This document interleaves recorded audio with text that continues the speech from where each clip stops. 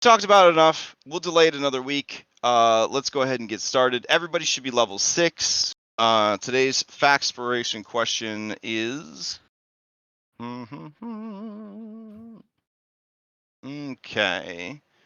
Wow, that's a big one. All right, what is the biggest mistake your character has ever made? All right. So what is the biggest mistake your character has ever made? While you ruminate on that, if anybody for a point of de-inspiration would like to, or a factspiration would like to sum up what happened last time, throw a d20 into chat. Does the lucky feat, Nathan, does that mean that you get to roll to do the recap twice and take the best result? Like how meta is the new lucky feat? That's a good question. I don't know. Yeah, You want to man. tack that on there too? Somebody who really cares about doing the recap would definitely benefit from that feat. No one's doing the recap this week, so I guess I will do the recap. All right.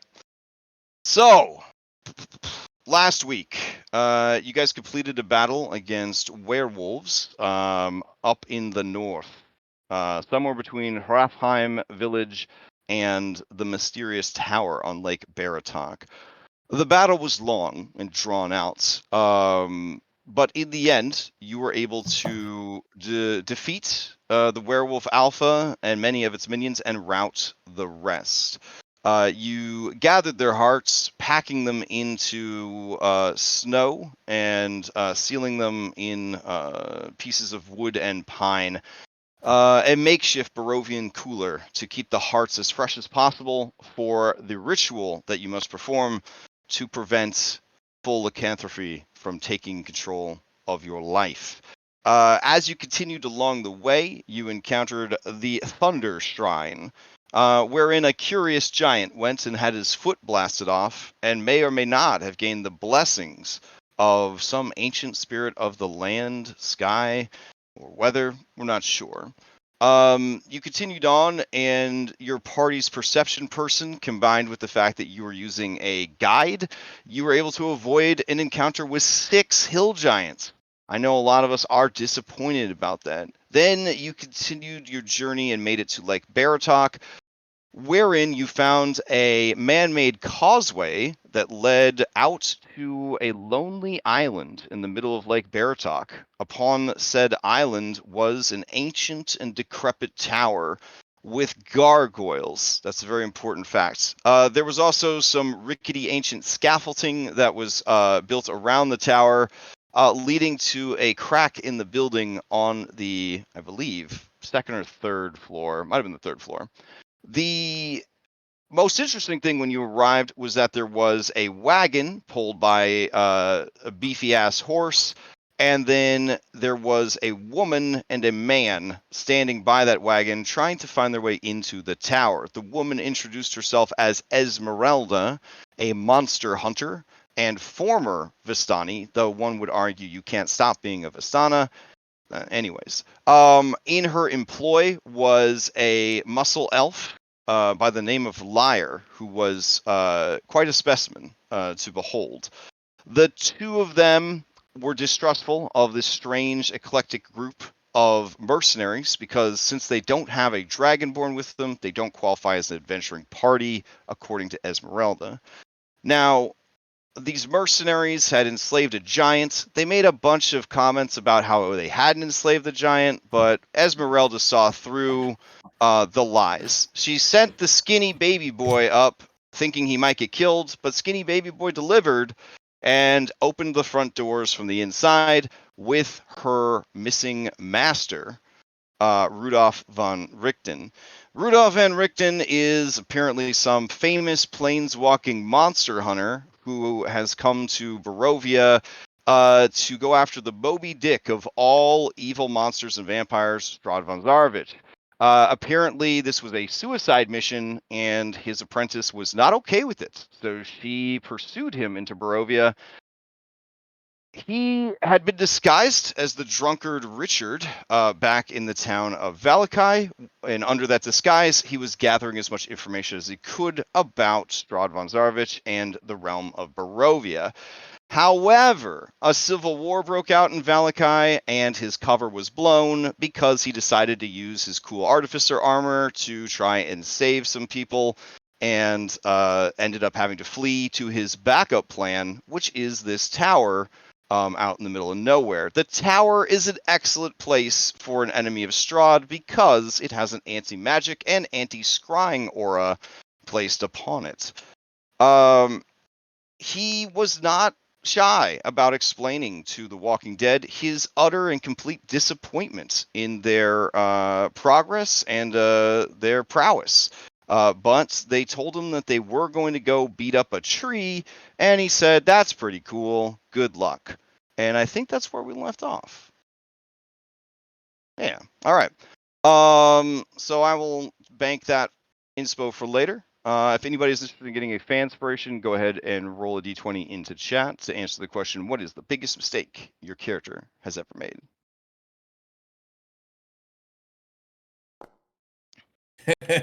Well, Oh, man. yeah, that bodes well. All right. Let me get the music started up, too. Sorry. I was listening to different music.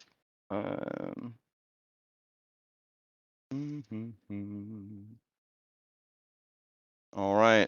Shane, I guess you win with a 1. Shane, are you the only player I have today? It's like really quiet. After somebody joked about 4 week a union, and I was like, go for it. And then Lex was like, that could be a slippery slope. Did you guys actually all leave? Like, is the game over? No, I'm still here.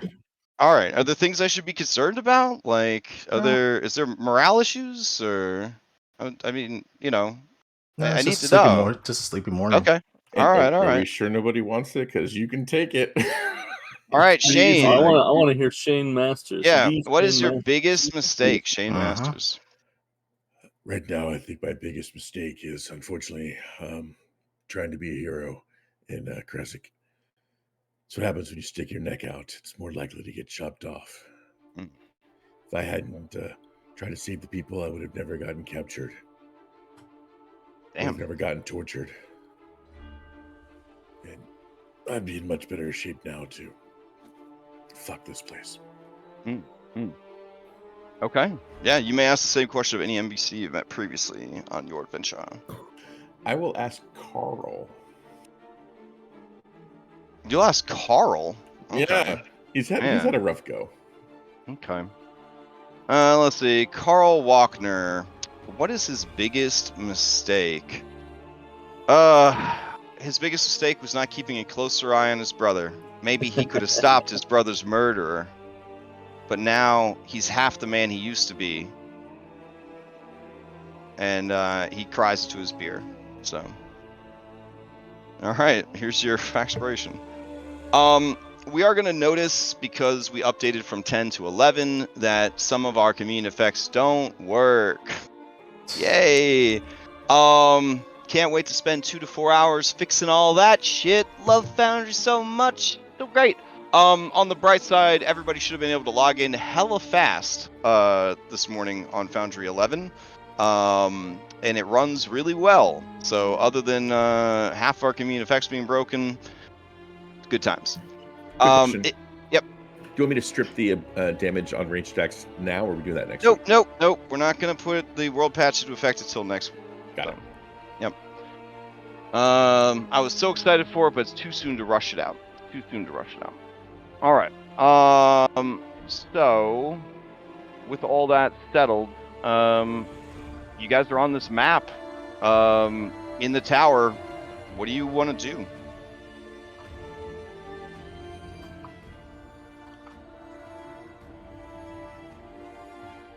Like, you gonna get some sleep and head out? Was that the plan last week? This place is a sanctuary, right? Currently, it is a sanctuary. I don't see why not. Okay. Then I will advance the calendar to the next day. What time will you be heading out? Early in the morning? Do you want to know, like, the general mileage of your travel?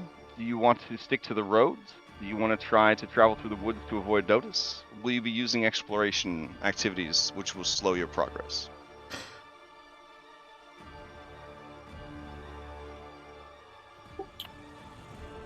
Did we decide we wanted to go via Jenny to see about hag blood that we needed for something. Yeah, we got some sick boys. Okay. Oh, right, from your rabies. What From your are we able Barovian to- rabies. What are we able to do resting here? What are your sanctuaries? Hmm. Valakai is still a sanctuary. No, I'm saying like what actions can we do here? Because I know when we were at Barovia Village, I mean, when we just pretty much just laid up for the day, then we were able to do a con save. Yeah. So you can't. You could do. You would treat it as taking a long rest at a sanctuary. So you could do long rest stuff. You wouldn't be able to do camping stuff. But you could do anything that is described as happening during a long rest.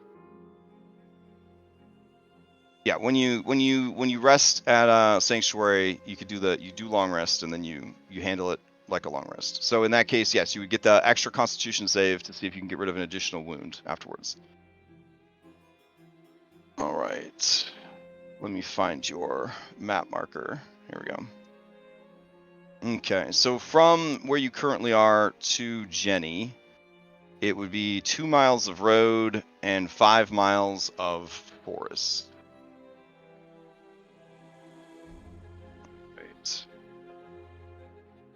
And there is no ranger or ranger equivalent in the group.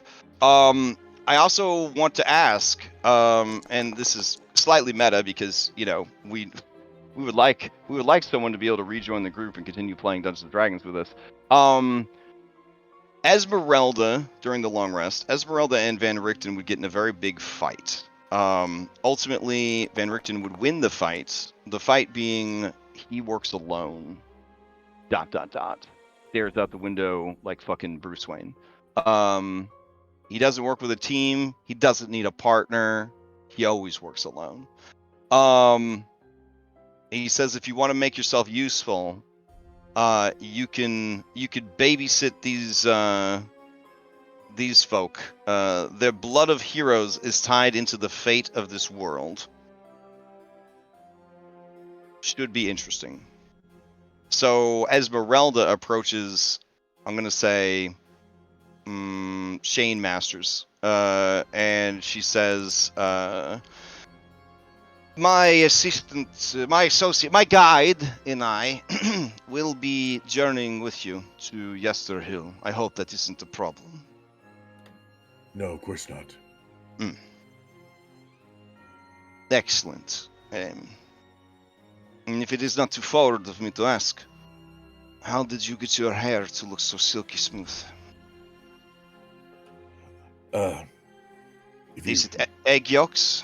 It actually is, yeah. You try to get it as thick as possible. And he explains, mayonnaise, oh, man. which she seems to understand, yeah. Oh, yeah, she's familiar with mayonnaise. She owned an alchemy jug once, so, yeah. All right, cool. So you guys will be having this NPC accompany you, and also the NPC's hired scout/muscle, Liar. If during the downtime anybody wants to familiarize themselves with Liar and or Esmeralda, this would be a good opportunity to do so. Shane is very careful not to give attention to Esmeralda. Okay. Because of Mac. Got it. Okay.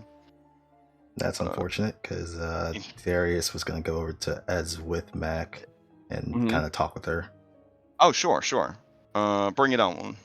I will send you to it in Discord. Oh, okay. All right, so it's only 4 hours from here to Jenny's, and the 4 hours is because of the difficult terrain of traveling through the woods. So from Looks like there's a path most of the way. Path, I'm assuming being like 2 centuries old and covered right. in... Yeah. I mean, that's what's going to keep you guys from needing to make your survival checks to get lost, since you have the map with the path. So let's see. If you go as the crow fries, yeah, making us some delicious cannibal chicken. So if you go from there to the vineyard, it's 21 miles. And if you somehow have the ability to fly from Per to Yester Hill, it'd be about 30 miles. You could take the road most of the way, but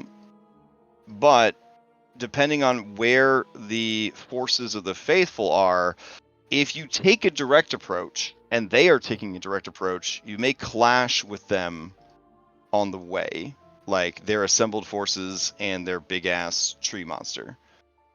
So it's very important when you decide how to approach Yester Hill that you are in agreement of how you're approaching, because I know the direction that the faithless are marching, and if you plot a course that intersects with them, then we will have to deal with that.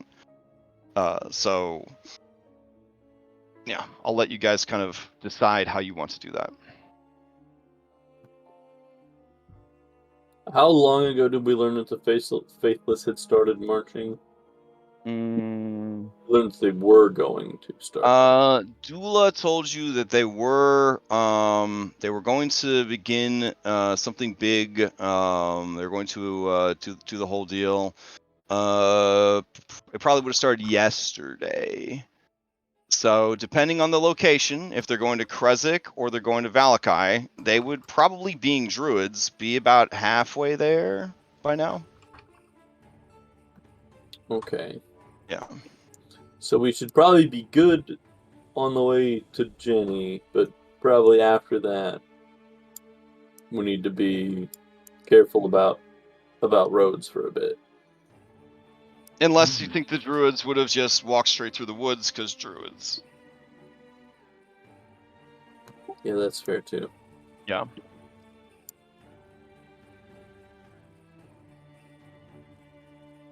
Also, druids traveling through the woods, less likely to be spotted by travelers on the road who could go and warn Valakai. Or, traveling straight up north, they could hit Wizards of the Wines and then just march on Kresik. So, a lot of good options there.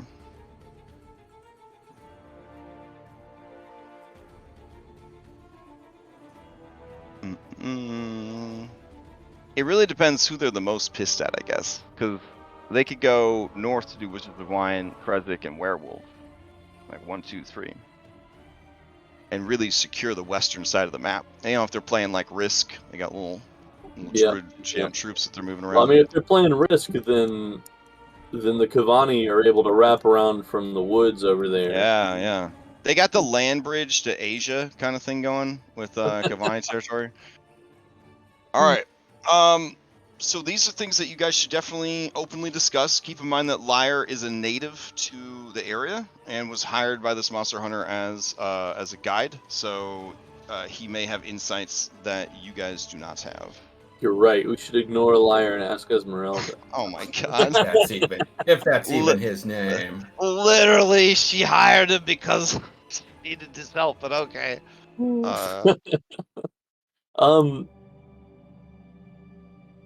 We learned that Lyre was of the faction that doesn't like the guy that leads the Dusk Elves near Vallaki, right?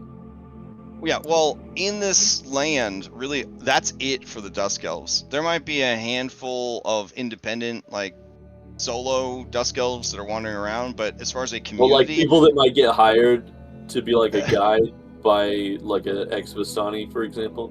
Mm-hmm. Oh, okay. Yeah. But as far as any sort of cultural, like, foundation, stronghold, any sort of town, any community, that's all they have, is that small, like, settlement outside of Valakai. That's it.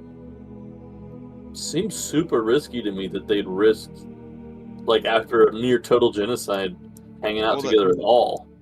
Well, I mean, the men were left alive on purpose to remember that they're never allowed to procreate. They're never allowed to exist or be happy or thrive ever again. By letting them commune together, that increases their rate of their chance of survival, which increases the length of their punishment. Yeah. Kindness is often a gift. or sorry, kindness is often a gift. Sorry, kindness is often a gift that is actually setting you up for worse things. It was a late night last night, but generally, and this kind of came up when I was talking to somebody about the Dark Urge playthrough Baldur's Gate 3. Just because you're evil doesn't mean you should be an asshole to everybody.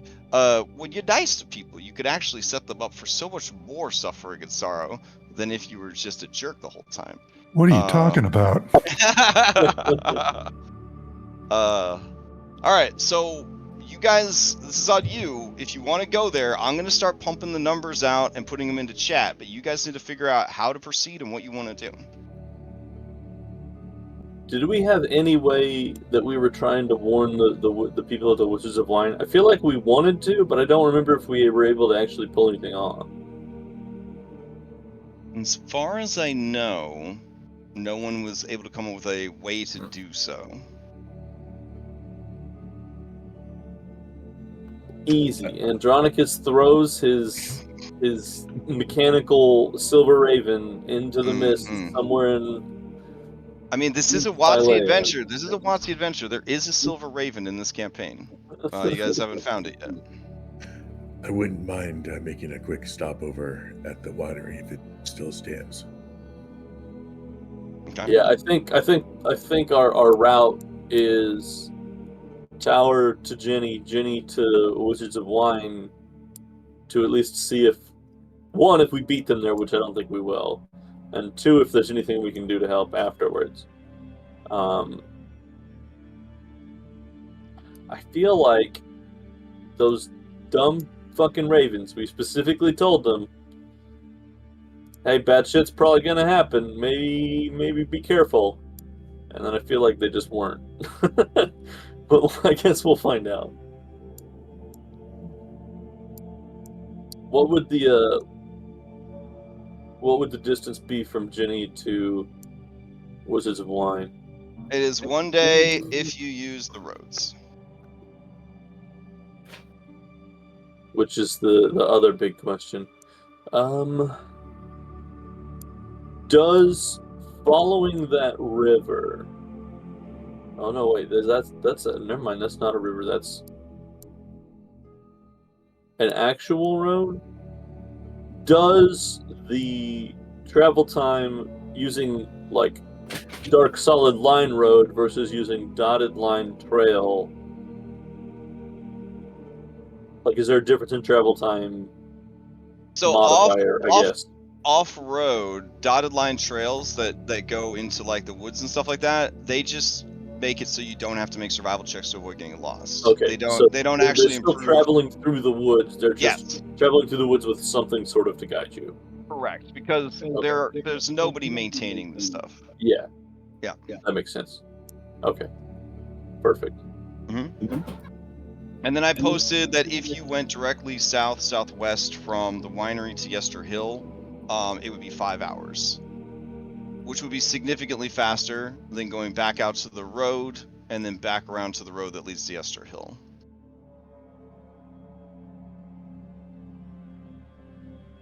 I feel like the druids would be more likely to follow the woods paths than they would be to follow, like, the road. So I think maybe we can risk the faster travel pace. Yeah, along the road. 9 hours if you take the road from the winery to Yester Hill versus 5 hours if you cut through the woods. Yeah, so I think we path to as close to Jenny's as we can path, and then we cross country the rest of the way, and then I think we cross country from Jenny to the road down to where it's even with the Wizards of Winery, and then cut across over to the Wizards of Wine, and then off-road at Wizards of Wine to Yester Hill.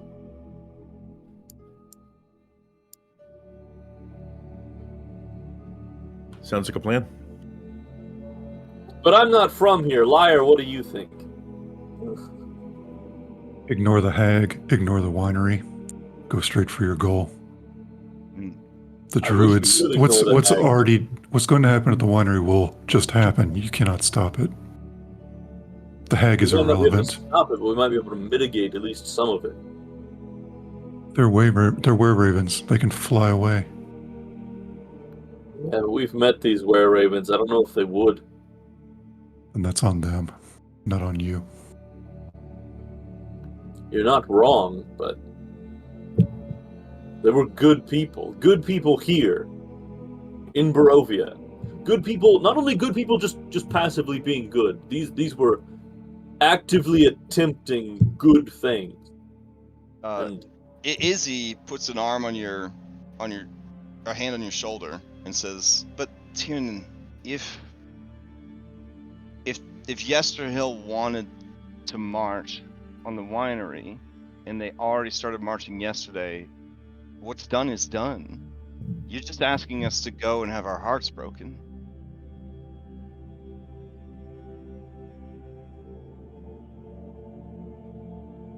we can at least know what happened to them.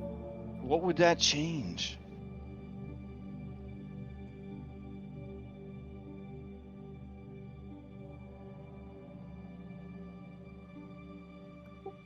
They could have not been there. Muriel could have warned them. You can find out on the way back. But if they're all right, they could help us on the way there. Whatever token defense they left behind, the tree itself is still exceedingly powerful. Any allies, any assistance, I'm sure would be very useful. And I don't think skipping the hag is an option. Two of our party, I don't know, this doesn't look like normal rabies. And normal rabies is bad enough.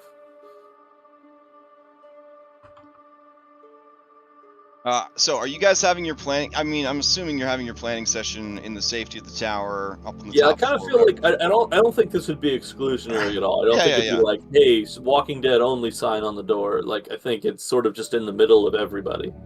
Okay. So Rudolph says, so some of you have disease then? Beyond your lycanthropy.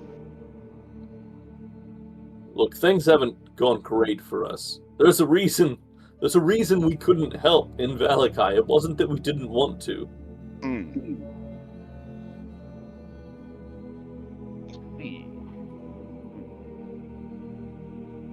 And what is the affliction that you're dealing with? It's like rabies, but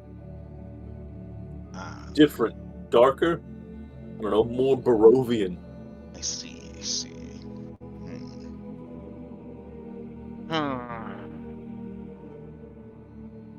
I might have something that can stave off the effects of the disease for a time, but it would not cure it outright for you.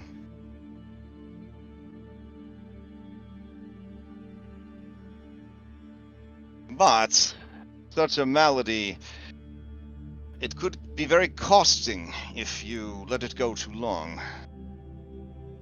And such a disease is easily spread. Many armies throughout history have fallen to disease within, and not the enemy without.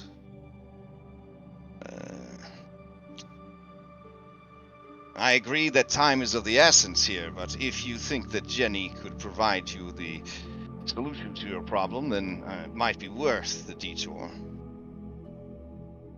Else, I can provide you these reagents that will postpone the malady a bit longer.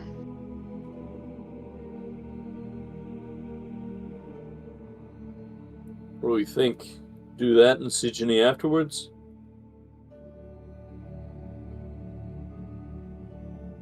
Give me what's needed to keep going. Alright, just so then, how many of you are infected? Darius raises his hand. I think it's 2, right? Yeah. Okay. So he would provide you with some sort of vaccine, as it were. And essentially, it is not curing the disease, but postponing it. So it is sort of going to be in a stasis for 3 days before it advances.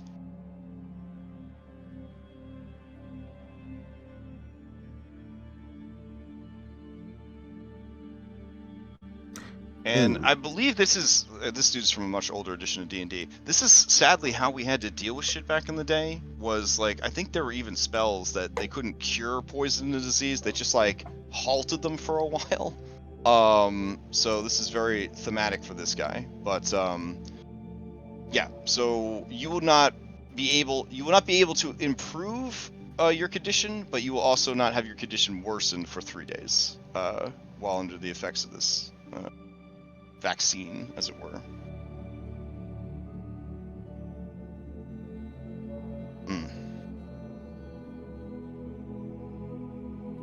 And I guess, full disclosure, after 3 days, you will be at disadvantage to recovery because, you know, you postponed it. But that's future use problem. Alright. If you want to take that route, that is available to you, and he will provide the services. If you don't Shane exposes a butt cheek. Okay, all right. He says, "Oh, you've done this before," and he will go ahead and stick you right in the meat cheek. There you go. I'm gonna throw up a poll to see how you guys want to proceed. It's gonna be multiple answer. So choose the stuff that you think is relevant, and then you can kind of build a plan of action from that. So, okay, say route to Yester Hill. All right.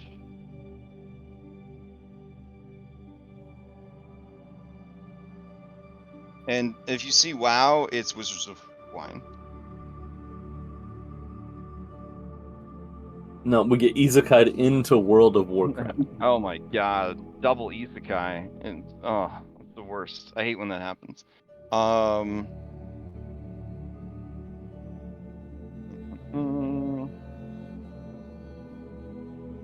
And then it doesn't seem like we're doing Jenny anymore, but I'll ask.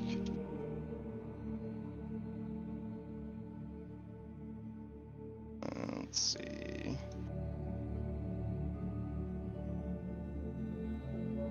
Daniel, what's the range on your psychic talk thing? 1 mile. Okay.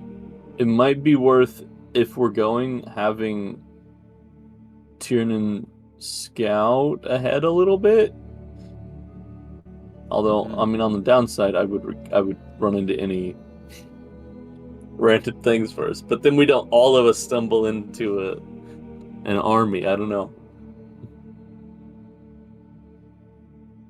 So, in the exploration system, scouting, that would be great, but that would also slow your guys' progress. You scouting at a normal movement pace like everyone else means that you would not be hidden in any way. You would just see things. Yeah, you would just see things before everyone else did. Right. I wouldn't be hidden. I just have to hope that I saw them before they saw me. So like random encounter, the rock of Mount Gacus, like you would see yourself picked up by this bird and carried away. Awesome. And then the others would see this bird fly off and they'd be like, hope that's not Tiernan. Yeah. So unfortunately to do it well, you would have to travel slow to do it well.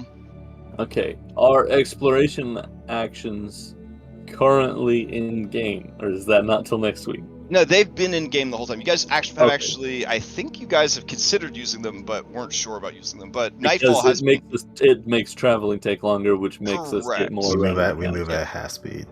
Yeah, but Nightfall has actually been using them, and they do work pretty well. They do work pretty well. Yeah, but they're fishing for random encounters. Oh, and they caught a whopper, let me tell you. So anyways, All right, then in that case, I will chart a route using mostly roads, or sorry, some roads. So roads were appropriate is what some roads is going to mean. And it looks like you guys, 4 out of 5 do want to stop at the Wizards of Wine. And then 4 out of 5 want to do Jenny on the way back. Who doesn't? All right, so let's see. I will do a road because that is the fastest way to travel from the tower to them. Okay. So that is 7 hours and 20 minutes to go from the old tower to the Wizards of Wine. Perfect. Less than a day's travel. When do you guys want to wake up tomorrow morning and head out? 4 a.m. Assuming that the faithless are going Yester Hill Wizards of Wine. So you did mention that you might want to follow the river and then go down through the woods. I can tell you the distance that would be as well. Yeah, let's do. So assuming druids can travel a little bit faster through the woods, and they would have left yesterday. How far would I predict that they might have gotten? Because this will determine the route, basically. Because, I don't think we want to go somewhere where we think they might be.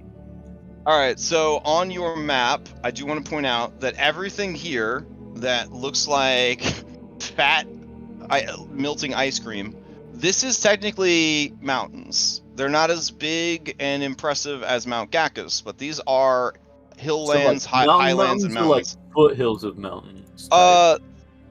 Some of them are quite high, and they do count as mountains for random encounters and stuff like that, and for terrain, so features of terrain.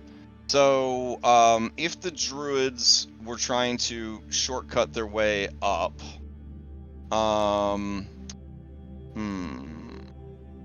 Oh, I see what you mean by the ... dots on your map. Yeah. These ... dots right here, these are actually still roads. Okay. Yeah.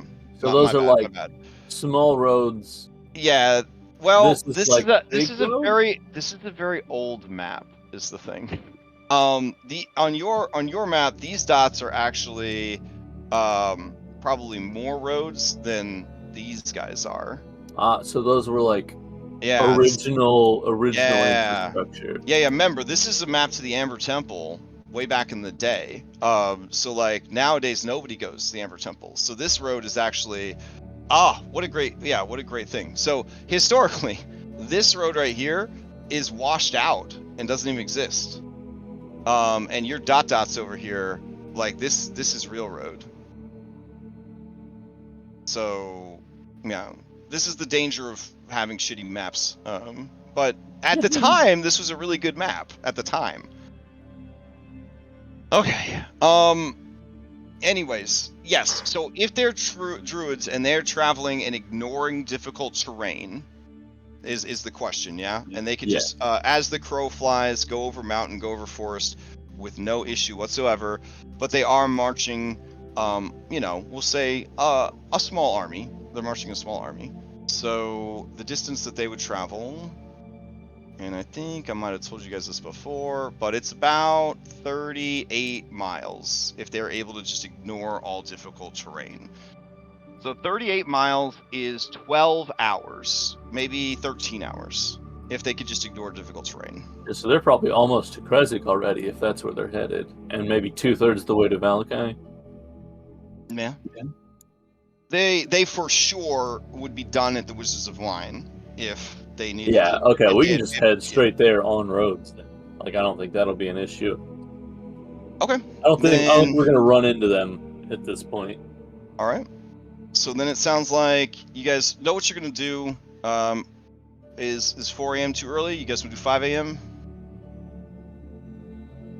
6 a.m. is when the daytime encounters turn on and the nighttime encounters turn off. So you just want to wait till 6 a.m.? If we leave at 5, do you make your first random encounter check at 5, or do you make your first? It would happen. It would happen during the nighttime. Yeah, it would happen during the nighttime. All right. The clock is. Let's leave it. So cruel. 5:39. No, I don't. Okay, gotcha. All right. Oh. Ooh, before we leave, Darius would ask Van Richten if he has any holy water. All right. Gives you a wry smile. And he says, we spoke with Jenny, and you could rip out that tree and tear it apart, but apparently it still grows back. So if whatever we can do to fucking destroy that earth that it's on, I think it's probably for the best. I don't know if holy water would work if this tree's evil, but that's just my thought. He lets out a chuff and he says, most assuredly, this tree is evil. I think I might have something, and I know Esmeralda doesn't go anywhere without her throwables. And he looks over at her, and she looks at him, and they have a professional, like courtesy nod. But when she looks away, she is smiling just a little bit, because this is what passes for praise in their relationship. Because they're just... Because anime, I guess. Yeah. Esmeralda informs you that she has plenty, whatever that means, of alchemist fire and holy water in her wagon. How much do you need? And do you think we could bring my wagon all the way to the tree? Honestly, we could bring it at least to Yester Hill. It looks like the road goes there, and I don't think we'll have to worry about running into that army anymore. They're going to be long gone. Okay. I have 2 things of alchemist fire, 2 Molotov cocktails, and a stack of dynamite. Okay. All right. Yeah, well, I've got 5 units of gargoyle lichen, so... Hey, if we had to have fought gargoyles, gargoyles here, that would have helped. When you say that, Van Richten does say, if you feel confident enough, there are gargoyles on the tower. The fact that they haven't bothered me makes me think that they're tied to the castle's, the tower's defenses, though. Looks at Ez. Didn't you shoot some earlier? She says, yes, I shot at them to try and wake them up, but they, this would make sense. They are technically just statues, or in some way magically protected unless they activate. But Van Richten says, I see you've lapsed in your studies. You didn't see that the trap was also a conjuration effect. I think that the gargoyles would be the least of your problems had you triggered the door's defenses. She blushes a bit, and says, I was working on it when people showed up. It's fine. Nothing was triggered. We don't have time for gargoyles. Alright. So, you guys roll out. I thought it might be spicier if we just rolled the die out in the open where everybody could see. So I'm just gonna roll the encounter dice as you guys travel. It's not like we know what they match up with. Yeah, exactly. And then if you see that you definitely got an encounter, but an encounter doesn't happen, it'll be like in BG3 when everyone fails their perception or survival check, and you'll be like, well, that's probably not good. So use the shovel. So yeah, it means that we didn't find the fucking dirt mound to dig up. Yeah. All right, hour 2, hour 3, hour 4. Ooh. Hour 5, hour 6, and you're on the road, so these have to be 18 or higher. Hour 7, and 7 and change. Sure. Been palpitations. You're good. So you guys make it to the burnt out husk of the Wizard and wines. All that remains is the shattered frame of the building, but you you can see that the druids did not burn the vineyards. The vineyards are still intact, but the home of the Mardukov family has been razed to the ground. The structural damage is such that those of you from the real world, I mean, it looks like they would have brought like a wrecking ball in here to do this amount of damage. It wasn't like a fortress, but it was a stone building that has lasted centuries, and to see it just demolished is quite a thing. Brennan shakes his head and says they came in like a wrecking ball. Damn it, I was typing that right now. So looking around, you see no signs of survivors and no signs of the faithless either. You can investigate the site if you want, or you can move on. We don't see any civilian-looking bodies, and we don't see any faithless-looking bodies either. You do see ravens. The ravens seem to be enough to form a swarm, but are not currently a swarm, and they are in and amongst the vines, and some of them are perched on the wreckage and the ruin of the home.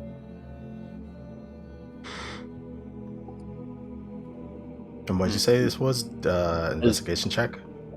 Yeah. You could investigate the area, which I guess when we start the New World patch is just going to be perception from now on. But yeah, you can go ahead and do that for me. Okay, yeah. Darius, as you start to pick through the debris and the rubble, like looking around for things, trying to make sense of what has happened here, it's just not like kind of picking up on anything in particular. Daniel, with your perception, just kind of trying to glance around to see if there's anything coming or going. The ravens do seem to be taking an interest in all of you, and they seem to be watching with their little beady glass eyes everything that you do. But based on what you guys are finding as you look around the site, it just doesn't... you're not sure exactly what happened, other than the home was destroyed. It doesn't help that the day has been somewhat rainy, and it's always damp. But there doesn't seem to be too many clues about what transpired, other than an attack on the house. Are there any raven corpses around? Great question. So looking around, there do not seem to be any raven corpses, or any corpses for that matter, left behind. Interesting. You'd think the faithless would know that these are were-ravens, and so you think they'd kill maybe like the raven familiars at least, but apparently not. Well, I mean, based on the fact that when they took Davian hostage, they did so with silver weapons. I mean, they definitely know the nature of these people. Yeah. Okay. So with your investigations of the ruins of their home, that would kick you into that final 8th hour. Now the question is, do you want to camp here at the ruins of the home? Do you want to move into the woods? Or out into the fields? Or do you want to force march yourself? The winery building is still intact, correct? I think maybe we can't... I mean, I'm saying it's just like broken walls that was the winery. Like, it has been demolished. Okay. Yeah. You can tell where it is because there's still like the base of like the stone walls and stuff like that. But even like the cellar stairs have been caved in. And again, whatever did this had the equivalent of like a modern day like demolition machine. Like maybe a giant tree monster. Maybe a giant tree monster, yeah.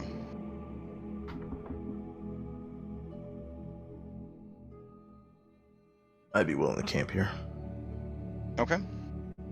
Yeah, All I think everyone else. camping in the ruins of where there's at least a little bit of cover. Okay. So, if you need the benefits of a short rest, you would gain them now as you start your camp activities. in order to set up the camp. Because you have a lot to work with here, with the leftover foundation of the house and all that, the DC to build a campsite here is only a 5. So I need survival checks from the 5 main characters. They can be intelligence, wisdom, or strength, and the DC is only a 5.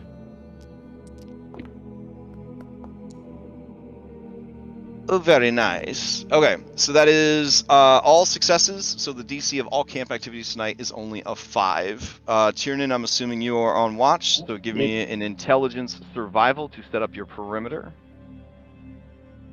And then follow that up with a wisdom perception to determine how things go that night.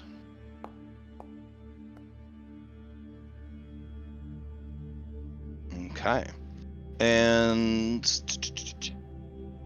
all right, the rest of you, Liar, what would you like your camp activity to be? Always relax in solitude. Always relax in solitude. All right, on brand, building a brand.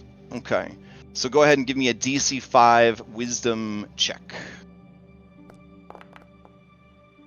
I mean, when it's DC 5, it's the best time to get that free inspiration, you know what I'm saying? Yeah, so you gain an inspiration. Shane Masters, what are you doing? Okay, this is a short rest, so I can't recover. I can't get rid of an injury, right? So I would have to have someone treat my injury, which is not my activity, right? That's someone else's. Correct. Oh, that sucks. Okay, then I would try to do something helpful. Okay. I have nothing to research. I'm not a cook.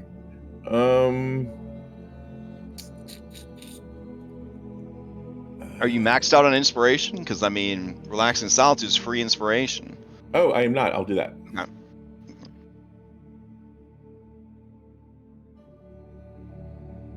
All right, cool. So give me a wisdom check. Wisdom.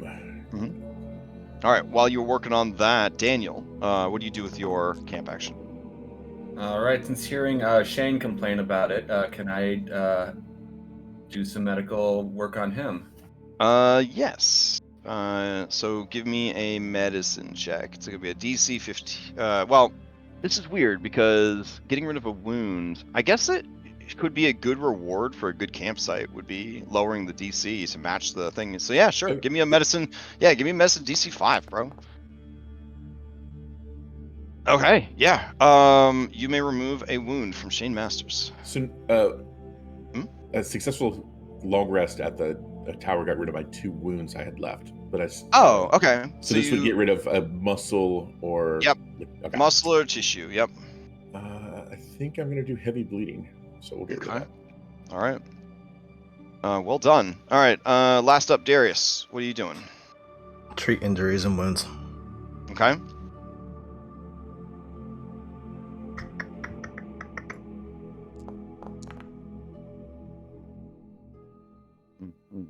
With the reduced DC, that would succeed. So you may remove 1 wound. Alright, so I got no wounds, so I'm going to get rid of an injury.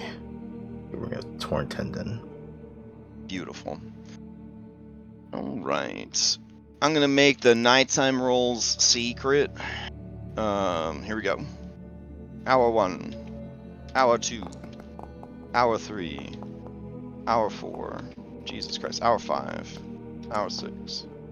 Hour 7. Hour 8. Okay. And let me check your Total HP? No, you don't have above 100. You're a pile of dust now. No. Oh. I mean, let's see. So, Daybreak encounters, this technically counts as a road. Interesting. Okay. Oh, buddy. All right, Tiernan. As the sun, quote unquote. 17 werewolves.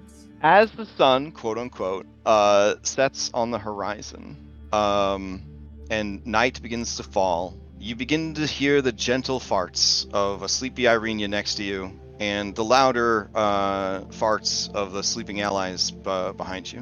Being on guard is the best. You you're immune to this white noise effect because you're always the watch. A dog comes into view.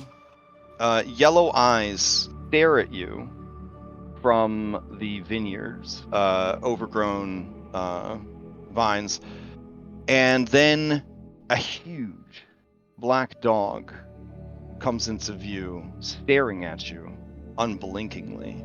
With your incredible perception check, you are the first and only person to see it. Those bright and terrible eyes seem to see right through you, right into your soul. You have a storytelling opportunity. You could earn an inspiration, and if you are maxed on inspiration, you may give an inspiration to somebody else.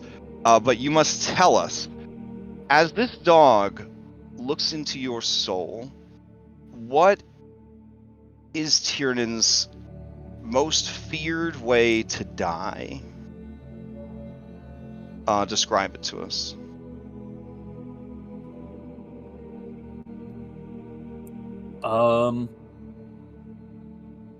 Okay, so Tiernan's most feared way to die. He is in like a cellar of some type. Inside the cellar, wooden shelves with alchemy materials on it. If he'd had this sort of vision before, it would have been like medical supplies and chemicals, but now it's alchemy supplies. And the entrance to the cellar has collapsed to where there's enough light to you can see through it. He can see out and see Izzy and Irenia trying to clear the way there. But on the inside, there is a fire creeping along across the floor on spilled alchemical supplies and various powders towards a large deposit of something he knows to be flammable and explosive. And he is trapped beneath a beam from the collapse that also has flames slowly licking across it. And there is absolutely nothing he can do to stop the explosion, to stop Irenia and Izzy seeing this happen, and watching him further become undone as the fire gets closer to what he knows to be his inevitable demise. Fine. You experience this death. You feel every moment of it, and you feel the flames consume you, and you feel the force of the explosion destroying your body. You can't help but close your eyes from the pain you feel, and when you open them, the dog is gone, and you are alive. But you feel that something has changed for you forever.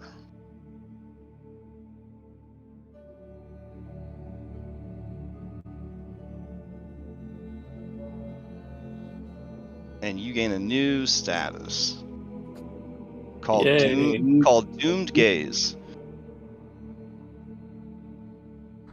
All right. Let's see. Why does my sheet say completely aft? I'm glad that I have two different black marks now. That's fun.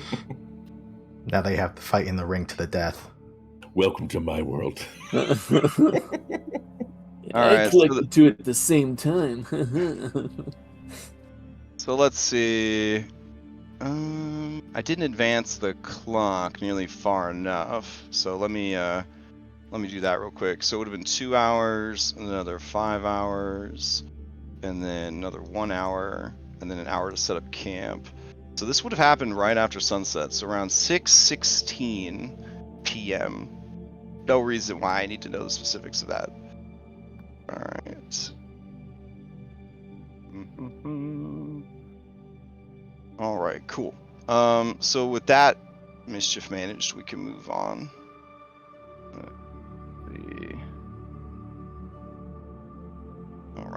Another hour passes, and with your incredible perception, you notice someone is approaching. Let's see who it is. Ah, okay.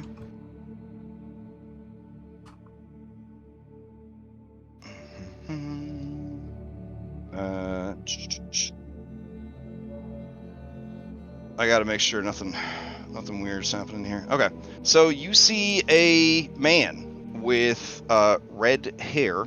He looks badly bloodied. His clothes are loose and rugged, and his body is covered with scars. He has red hair and a pretty cool guy haircut for Barovia, and he looks worse for wear. Like, he's definitely nursing some exhaustion. And let me see if it'll throw up his art. There we go. All right. The guy sees your camp, and he seems to think that you haven't seen him, right? Because that's how stealth skill works.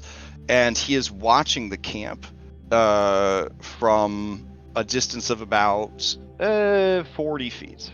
He is hiding behind some, destroyed farming equipment.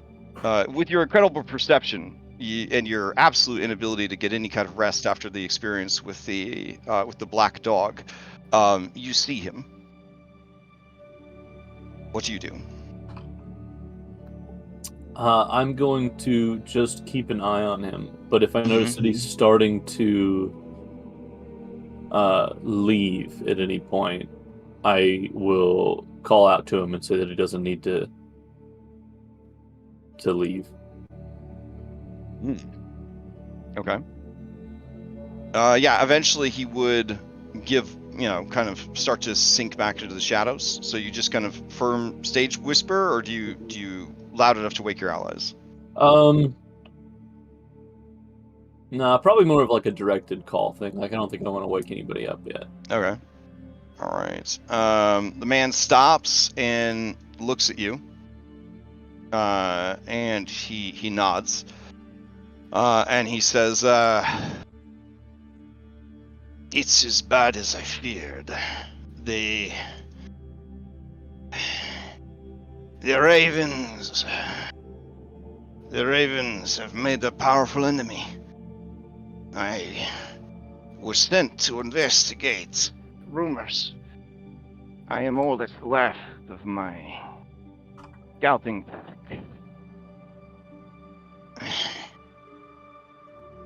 When we arrived, we didn't see any dead ravens or people. I don't know if that means that they escaped, or if it means that they were taken captive. But I'd think that if it came to a fight, they'd have taken out at least a few of the druids with them. There'd at least be some evidence of it. Yes, well,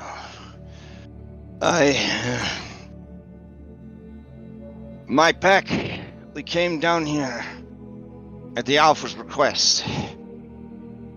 There were stirrings, whispers about the faithless.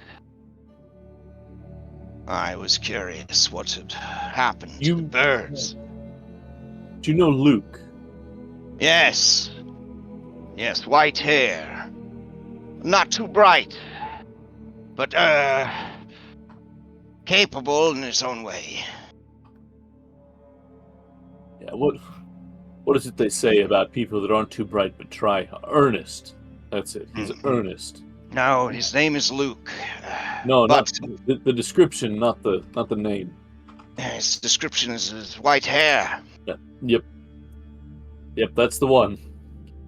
I don't know what your intention is, but I am tired and have no time for your antics, Bard. I thought perhaps you were the Markovs returned. It is likely that since I was unable to find a body, they escaped to Kruzik. and beyond our reach now. Though, now that I hunt alone, what good would I have been? That fucking elf! I should have been more careful. I smell there is an elf with you, but it is not the same smell as the elf who massacred my allies, my pack. Well, did he have an aura about him? Yes, great and terrible sadness. No, there was nothing I could hear. It was only a feeling of absolute and all-consuming sorrow. So, I believe it was a dusk elf, but different somehow, bolder, more confident, in command of powerful spells. I encountered it in the woods to the south. I thought to perhaps investigate Yester Hill in the absence of the faithless. I was leading my pack there that we might find ancient riches, perhaps. Things left behind and unguarded. Instead, we only found death. Are you then opposed to the faithless, or just taking advantage of their lapse in defenses? We have no concern or business with the faithless. These lands are theirs and the north is ours. But Cyril has wider aims and wishes to learn more of the different regions and their power sources. Well, as much as you may think that this is their territory and you'll respect that, and north is yours and they'll respect you, Krezk is technically within your above the river territory, and I think that's where they're headed, and right after Krezk as well. That's where you're at. Still in a straight line. Yes, I had made a decision to head back and report my failure to the Alpha and face whatever punishment waited for me. When I saw your camp and came to investigate out of curiosity. Now that I know you are not the Mardikovs, I have no business with you. But if you know of Luke, then you must be the Walking Dead. He was sent to bring you back to speak with us, but apparently we are not worth your time. We have a lot of very pressing issues currently. We do mean to speak to the Alpha. Well, the Alpha Cyril is not who sent for you. Zulika wished an audience. She thought perhaps you could aid us with our current predicament, and in turn, we could offer you powerful allies here in this strange land, but as Luke would tell it, you're not worth the trouble or the effort. We know Luke to be... Well, you know Luke. He was trusted enough to go and seek you out. As werewolves go, he is one of the more social and gregarious of our pack. Sure, but perhaps a bit hasty? He snarls a bit and he says, the world waits for no one. That's precisely why we weren't able to come right away. Well, perhaps I'll see you again if you find the courage to head north, past Krezk, and into the hills. You will find a mountain in the shape of a wolf's skull. There, we will wait to see if you are worthy, or if you are as lost and confused as Luke led us to believe. Would you be able to show me where this mountain is located on my map? If you do not know how to tell north, I know that there are several peaks in that area. Having the particular one that you wish us to meet you at marked would be useful for finding it expeditiously. Bring your map to me. I will not get closer to your camp. You are wildly unpredictable. There is a woman amongst you who was described as being tremendously unstable and dangerous. Her eyes glowed with a blue light when she was angry, and she could summon forth the ghost of her slain enemies. Not entirely accurate, but not entirely inaccurate either. I wish to make progress this evening. Bring me the map. Okay. All right. So you wander 40 feet away from the campsite with the map to... Yeah, Okay. nothing bad can happen. All right. Fortunately, this was not a clever ambush. He marks it on your map, and he says, "Good hunting."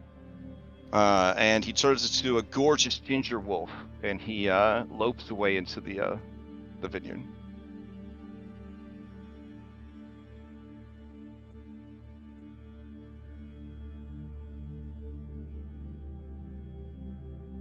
All right, and there are no more encounters that night. You guys awaken the next morning very early, I might add, and can set out on your way. You've gotten enough rest and packed up the tent by 4 a.m. So do you want to leave, or do you want to linger a bit and then head out when there's more daylight?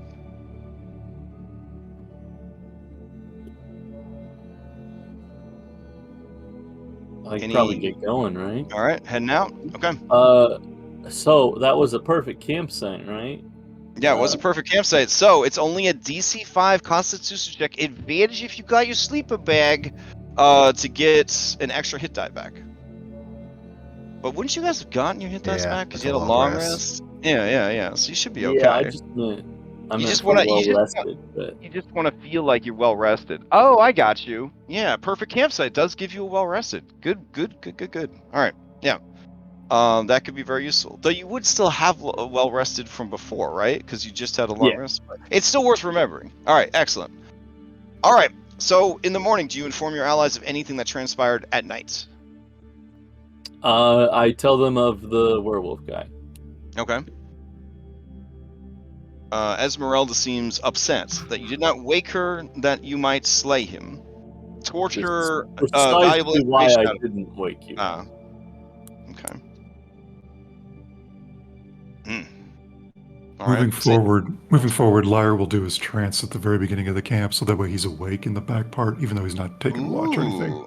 Okay, fair enough. All right. In that case, you did not witness anything interesting in the back part. Those encounters actually happened back to back in the evening. Okay.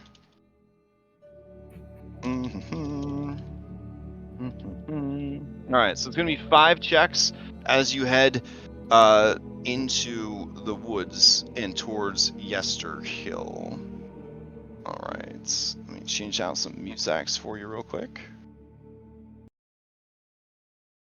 All right, so the first check is going to be an 18 or higher, but the other 4 are going to be 15s or higher because you are going through the woods. All right, here we go. Hour 1. Oof. Okay. Hour 2. All right. Let's see what happens on hour 2. Okay. Oh, all right. Let me get this set up real quick.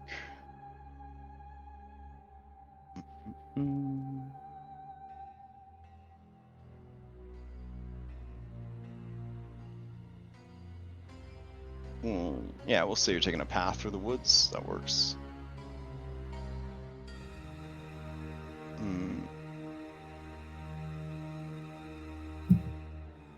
All right. And man, somebody beating the shit out of their microphone. Don't let it boss you around. You show it who's boss.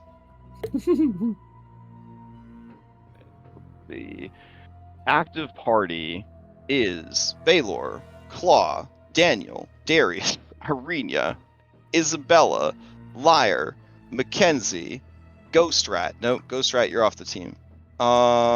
Shane, Masters, Tiernan Beckett, and Esmeralda. Did I get everybody? Is there anyone else? Sounds That's a big about team, right? Oh my god. What monsters would be dumb enough to attack you guys? That's a legit question I'm asking. Alright. So many people. Alright. Yeah, Darius has magic fists now. So who wants his dagger? Who wants to catch these hands? If you had to describe yourself as the most delicious person in the party, which of you feels that they would be the most delicious person? Shane Masters? Yep. And they have is there a second nomination for Shane Masters as most delicious person in the party? It depends on who's the beholder, right? Because like if someone's looking for a lot of meat, then it's the giant. Oh, fair enough. Okay. Or if you're looking for a short guy, or if you're looking for an injured guy. Yeah, or if you're looking for somebody to pick off. Yeah.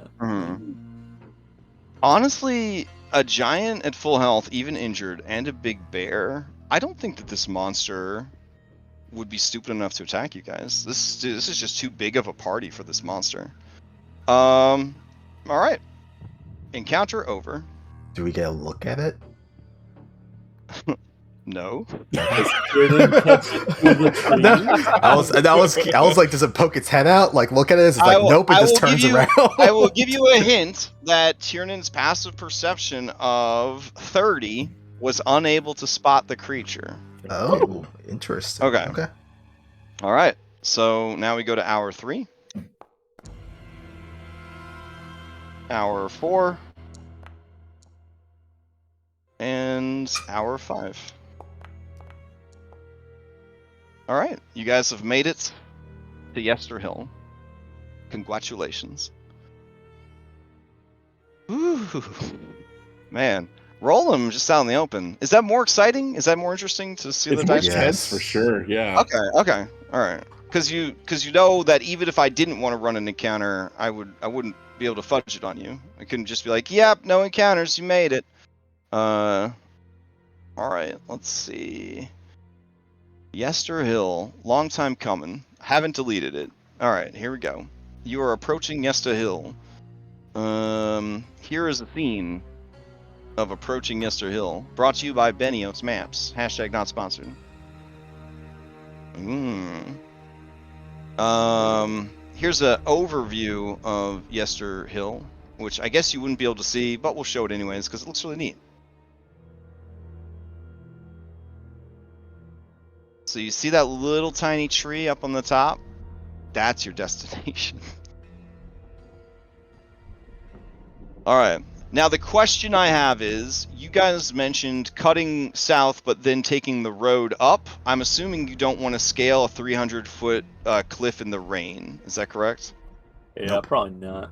All right. Now I will say that you could scale the 300-foot cliff in the rain and wind up right at the tree and skip all of this walk up the road content.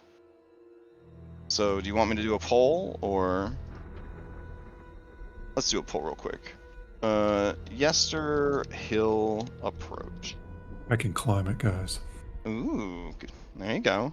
You just need to get a rope together so that I can put places for you to climb up on your own. Mm-hmm. Yeah, but how are we going to get the giant and the bear, which are fairly pivotal to the plan? His name's Baylor, man. Jeez. How are we going to get the giant and Baylor up to... No.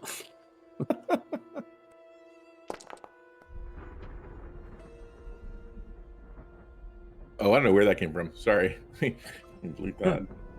Shane shoots someone. Yeah. Did some good damage. Holy crap. All right, we're gonna throw it up.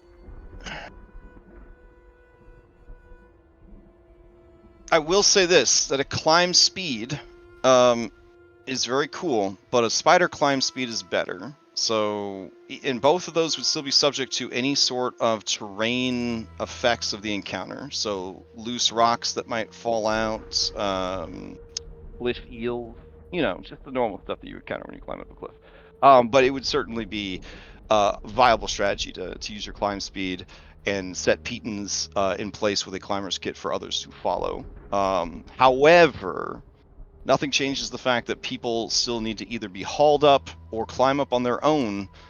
And I mean, shit takes time, so. In the other direction, walking in the front door, did they leave anyone behind? Or is the place completely abandoned? I'm sure they left at least somebody, but... Alright, we have 3 to 2 walk in the front door, so it sounds like we're going to walk in the front door. Alright. So, let me get some information for you guys. Man, I'm so happy that you're here, you're doing this. It's happening. Oh, okay. A long time coming. Alright. So, there is not so much a road, but a trail through the thick woods leads to a hill covered with dead grass and cairns of black rock. Dark, ominous clouds gather high above, and a single bolt of lightning strikes the hilltop, as illustrated in this animated map that we're looking at. West of the hill, the land, the woods, and the sky vanish behind a towering wall of fog. So how this place works is there is one path/road that goes straight up to the top, baby. But then there is also, on this man-made tiered hill, a spiral effect. So bear with me. You can walk right up to the top, but at a certain point, it kind of does that. So there's like a trail you can follow that gradually, in a spiral, like a concentrically shrinking spiral, heads up to the top of the hill, which you can sort of see that effect when you're looking at this map. This is essentially a graveyard of the ancient people that lived here long ago, where their most honored dead would be buried in these cairns.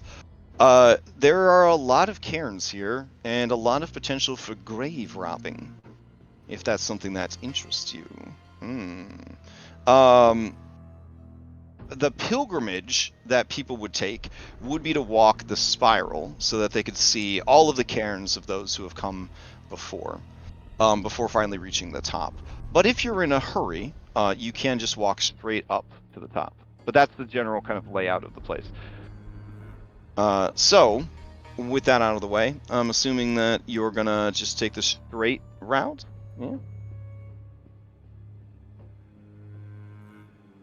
Alright, cool. So as you head in and start heading up and up, you do pass a site that is relatively interesting. And I think I showed you guys that initially. So let me go back. Yeah, let me go back to that real quick. Does the straight up of the hill path look like it was added later, like almost desecrating the cairns, like by the faithless, or? It does not. It does not. It looks like they are the same age, from what you can tell looking at it. All right. So let's see. Down. All right. So this is the real close up of you climbing up. You can see that the direct route is very, very steep versus the spiraling path that is a much more manageable grade. This is very much intended for shortcutting between tiers. All right, and as you are walking along those tiers, you would come to an ancient shrine. All right, Liar, can you give me a history roll?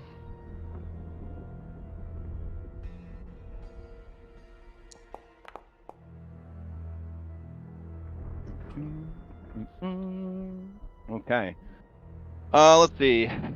Liar, unfortunately, you do not recall too much about the Faithless and their history or the significance of Yester Hill. So we're unable to provide any local guide information here. All right. But you do see that this is a small ring of standing slabs of stone. Each slab is no taller than 3 feet in height, and there's a thick carpet of moss rolling over the earth here, clinging to the sides of a trio of carved obelisk-like stones. Obelisk-like slabs before bubbling over the sides of a terraced cobblestone shrine, 3 layers tall. Okay. So, essentially, this right here in the center is made out of 3 different obelisks that are kind of intertwined with each other. This kind of pedestal in the center. All right. You do see that there is a smaller singular stone slab at the base of this strange shrine or structure, though its smooth face seems to have been washed clean by a millennia of wind and rain. Does anybody wish to investigate it? Yeah. Sure. Yep. Okay. All right, so you guys move closer to take a look at it. Those of you brave enough to approach, you see that the only runes that are still discernible upon it,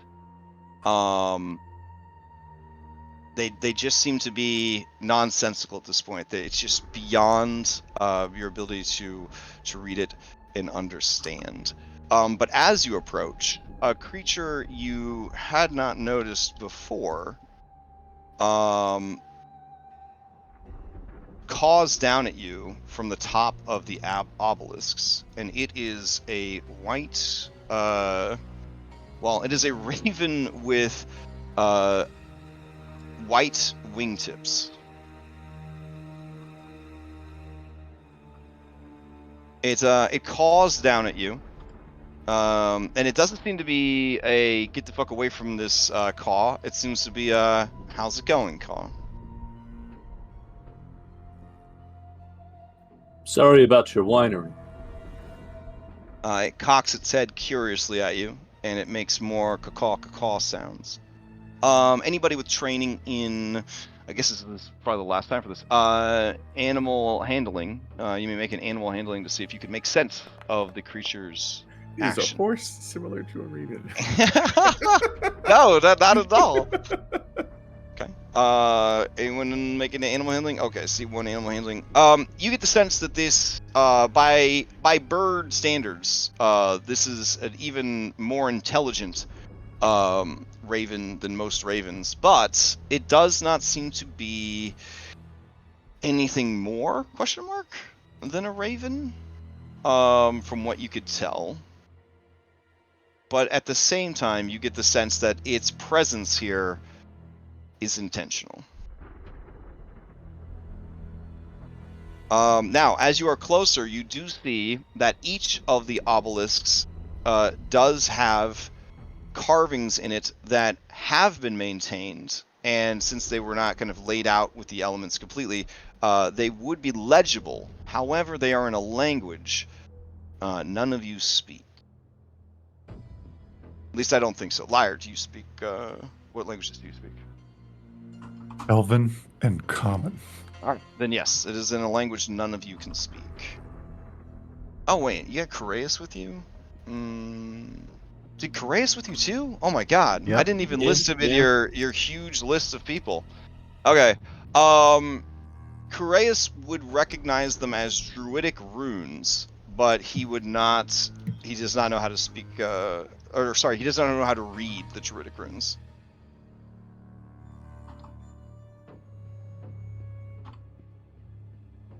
Okay. He also says, I feel a power here, a great and ancient power. This is an important place that has somehow survived the corruption of the faithless. So it's not. I thought perhaps self-malevolent. this is where the ritual to bind Strahd to the land took place, but maybe not if you're saying it doesn't feel corrupted. He shrugs. He says, and he looks up at the raven, And the raven looks at him and he says, I have a good feeling about this place.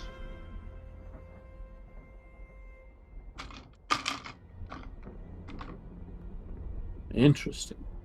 I wonder if it's related to the Mardikovs belong to. Maybe that's part of what fueled their hatred for the Faithless. As you say the Mardikovs, the raven lets out another caw sound, and the air around you grows even colder.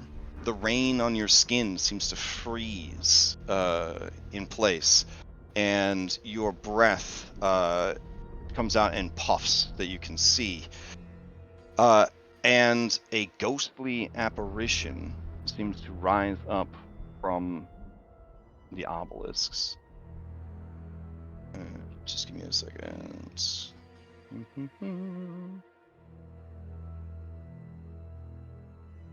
Well, Mr. I can punch ghosts. Do you punch the ghost?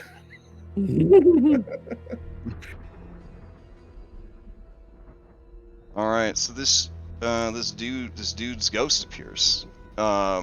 He seems to be dressed like a Kavani and seems to look like a Kavani. But he's got the Jedi ghost thing going, but with a sickly green vibe. He appears at first in the 3 obelisks and then moves out of the 3 obelisks.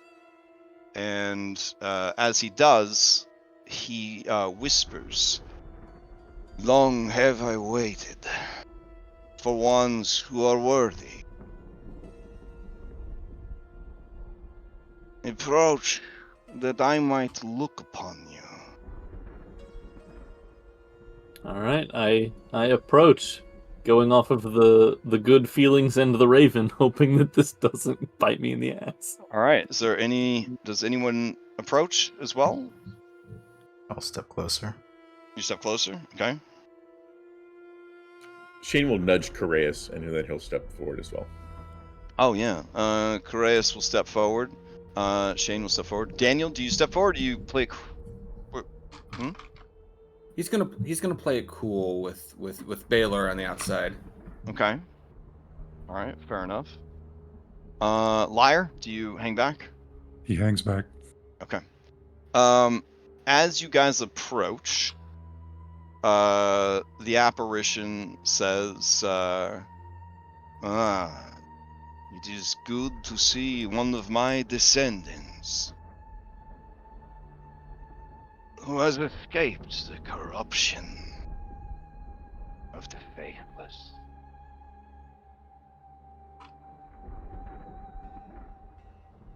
You know the plight of this land.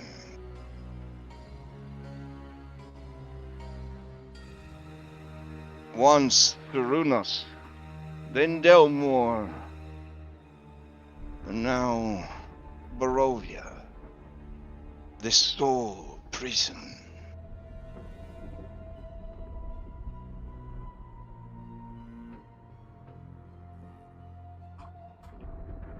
I would see my lands restored, freed, saved. I seek champions to do this. The Raven has told me that you saved the Keepers of the Feather when their leader was held prisoner. Alas, they have been scattered to the winds and can no longer mount any true defense against evils that gather. But you would be such champions.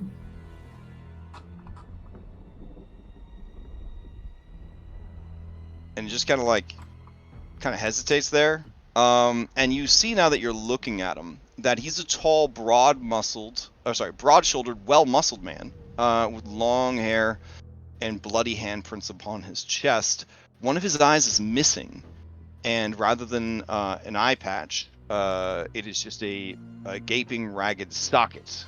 The other, the left eye, you can see in the shadows of his brow, is still bright and intelligent, taking in your measure. He carries the ghostly image of a spear that is just sort of video game magnet stuck to his back. And he says, you must have questions. Perhaps I could answer them. What do you know of the tree at the top of the hill behind you? It is the Goltheus tree. It is the heart and source of the faithless power. It is an ancient and evil thing. It was brought to these lands by outsiders long ago, and given to the ancient faithless to earn their favor. Since then, they have cultivated it and made it into something more. Not truly a god, but certainly something divine in its own right. It is fed by their hatred, and in turn feeds their hatred. It provides them unnatural powers, powers they lost when they betrayed the spirits of the land. With its destruction, the faithless would lose a great deal of their power, their magic. Its destruction is our goal. Do you know of any way to help us achieve this? It must be taken up from the roots. It must be slashed and hacked and burned. The earth must be salted, that it might never regrow. Many have tried to destroy it, and some fools thought themselves successful. But it is eternal in its own way, and it finds the smallest bit of itself to take root and return. Perhaps you could destroy it completely, but even if you were to raze it to the ground and cut its connection to the faithless, it would take months, maybe years, to regrow completely.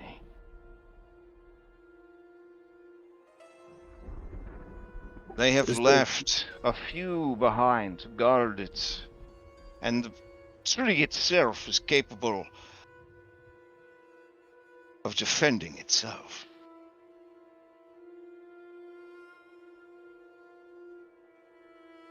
Do not bother with weapons that smash and stab. Slashing, hacking, burning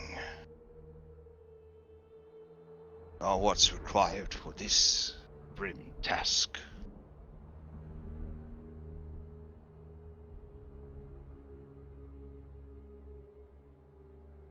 It's not a question of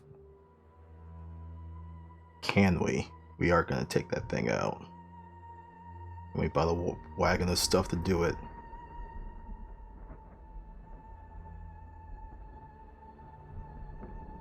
It's going to be gone.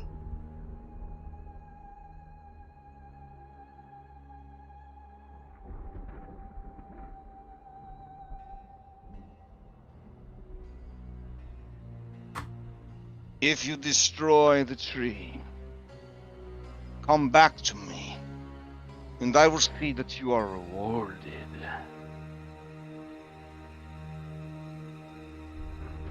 And I will set you on the path. Save these lands. And perhaps you could save the lands of those who call this prison home, for the creation of the tree, Winter Splinter marches across the land to bring death.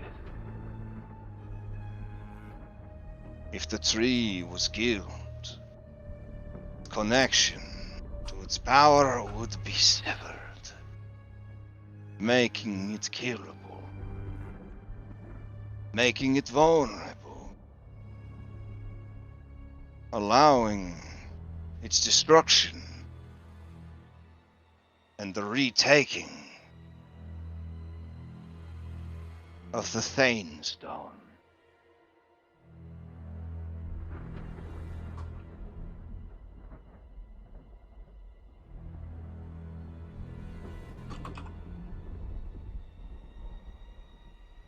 Go. Bring destruction to this ancient evil. And awake me when the deed is done. And the spirit fades.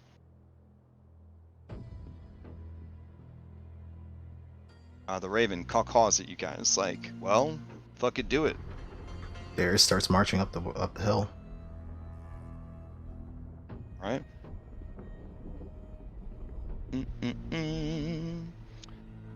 Alright, is there anything interesting on the way up the hill? Let me double check.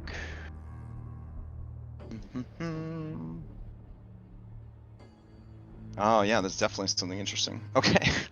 Yikes. Alright. So as you continue up the hill, you see up ahead when you reach the highest summit that there is a ring of dark, black, jagged, seemingly out of place stone that forms a massive ring. There is an entrance that you guys are facing, and on the other side of this clearing, you could see perhaps an exit. Inside, you would see the following.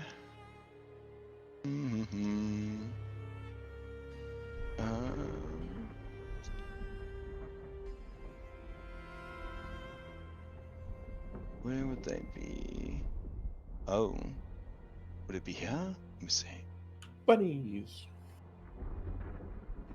This is very exciting. You're the last group to go here, but you're the only group to go here when almost everybody had left. So, it's kind of interesting.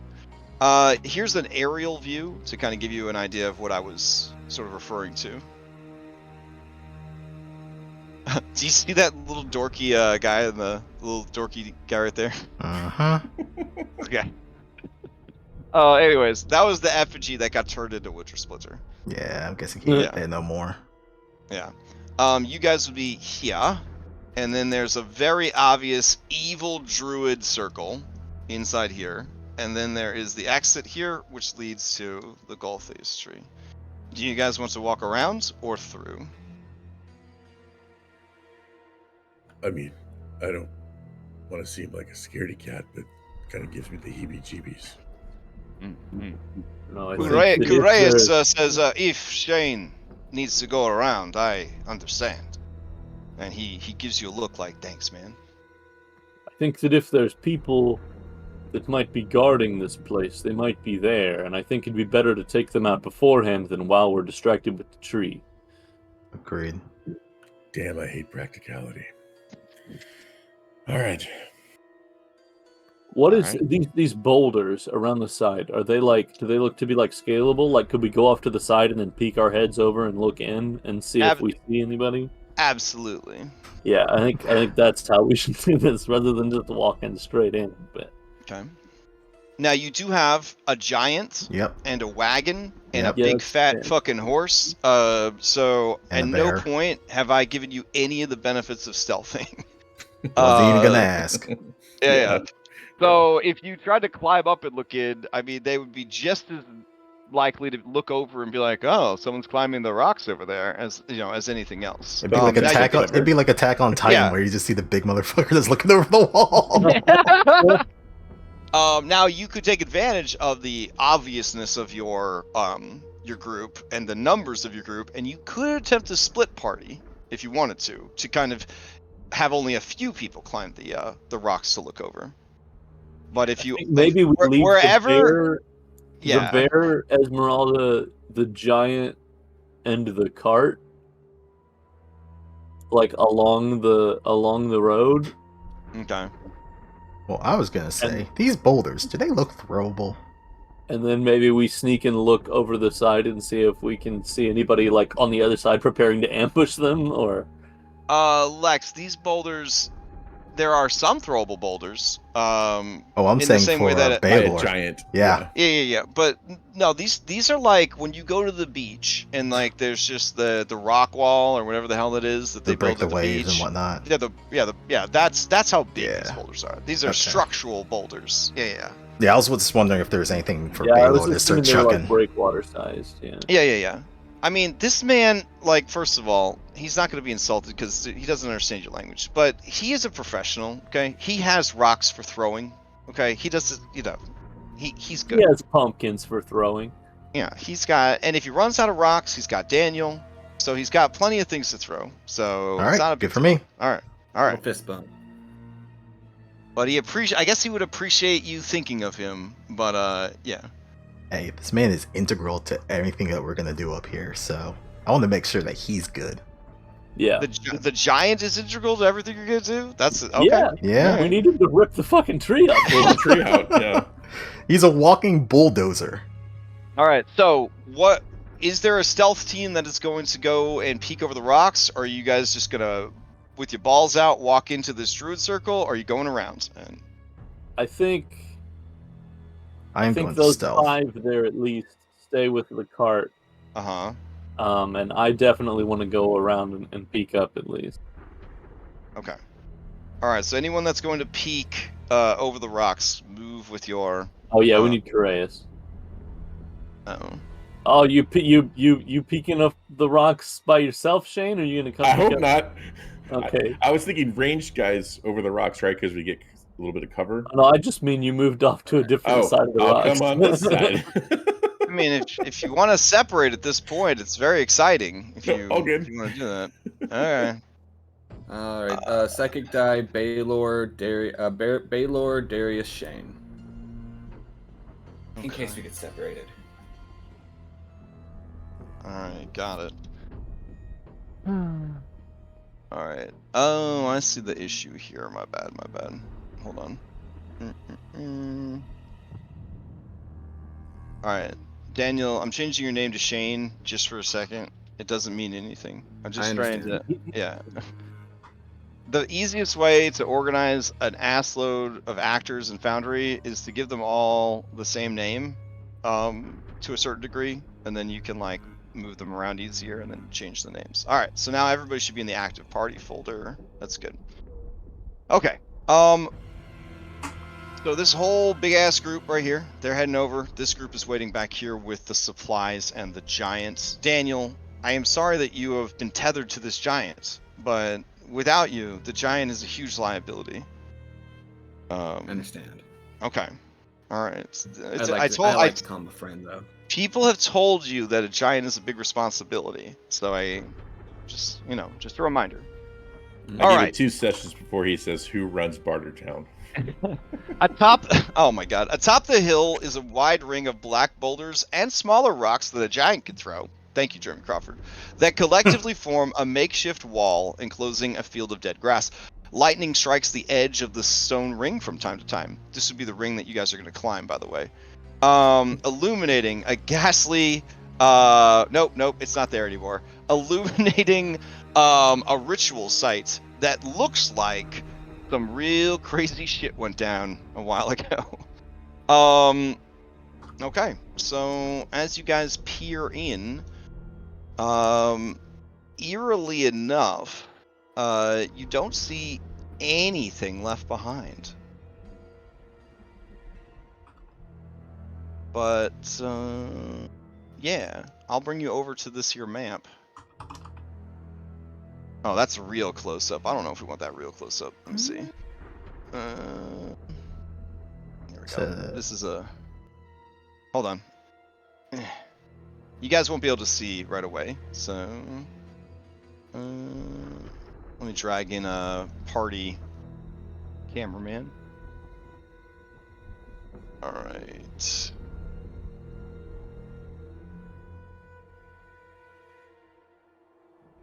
Alright. You guys able to see, or is it too dark? Yeah, I can see now. Okay. Alright, so this dude's gone. So changes that may have occurred since you last came here. Whatever this is, it turned into a big...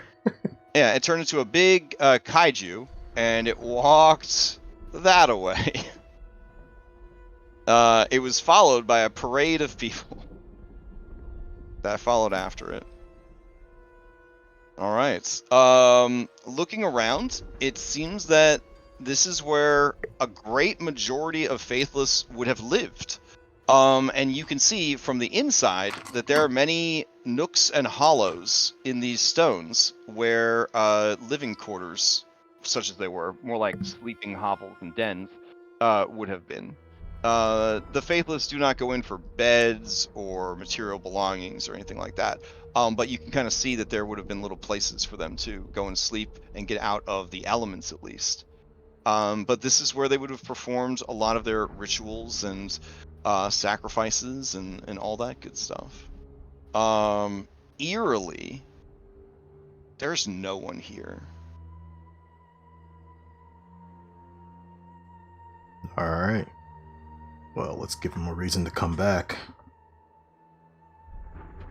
Alright. So, Big Tree is stage left.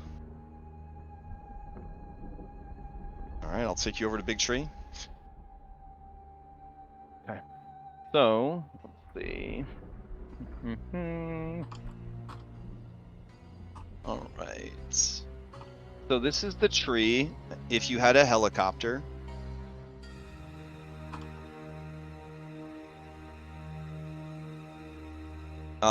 You can see that the tree is massive. Unless you've gone and seen like redwood trees or something like that, this might be one of the largest trees your characters have ever seen. Growing in almost like a mushroom ring around it are smaller versions of that tree. They all have that same oily, dark kind of bark. Where the bark is missing, you see what looks like bloody, exposed muscle tissue. Their branches are twisted up in a way that indicates that the tree long ago gave up on sunlight being a reality. Waiting for Christopher Walken to jump out of it. Yeah. This is a sickly grove of trees that has an air of evil hanging about it. In places you see blood oozing like sap from the mal-shapen trees. And you get the sense that it is aware of you as much as you are aware of it. Since I have the staff, do I notice any particular attention seems to be fixed on me, or... The staff in your hands is undulating in the same pattern and tempo as the trees around you. You can give me an insight check.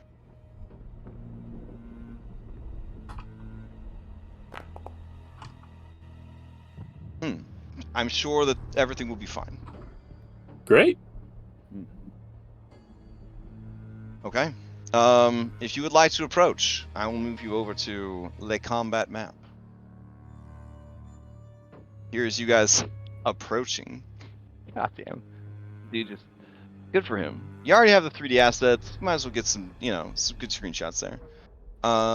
And then... Yeah, that could work. We got so many people, we'll use the wide map instead of the close map. That seems like a good call. Alright.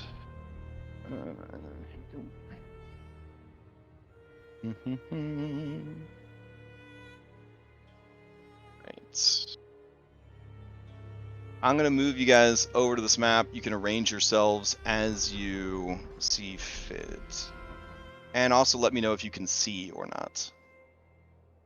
It's about 10 in the morning, so visibility should be pretty decent. This is obviously not how you guys are laid out, but it's how you got dropped onto the field.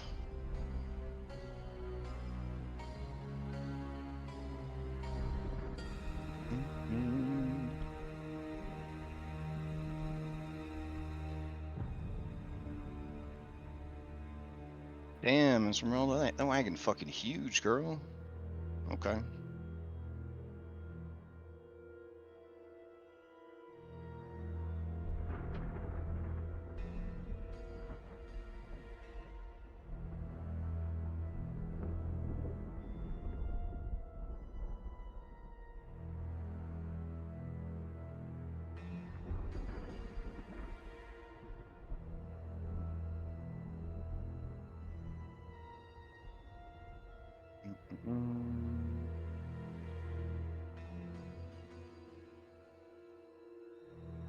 All right. I've got the horse and wagon. The wagon does have supplies on it. So. Oh, that's cool. There's a new status token disposition called Secret. Okay.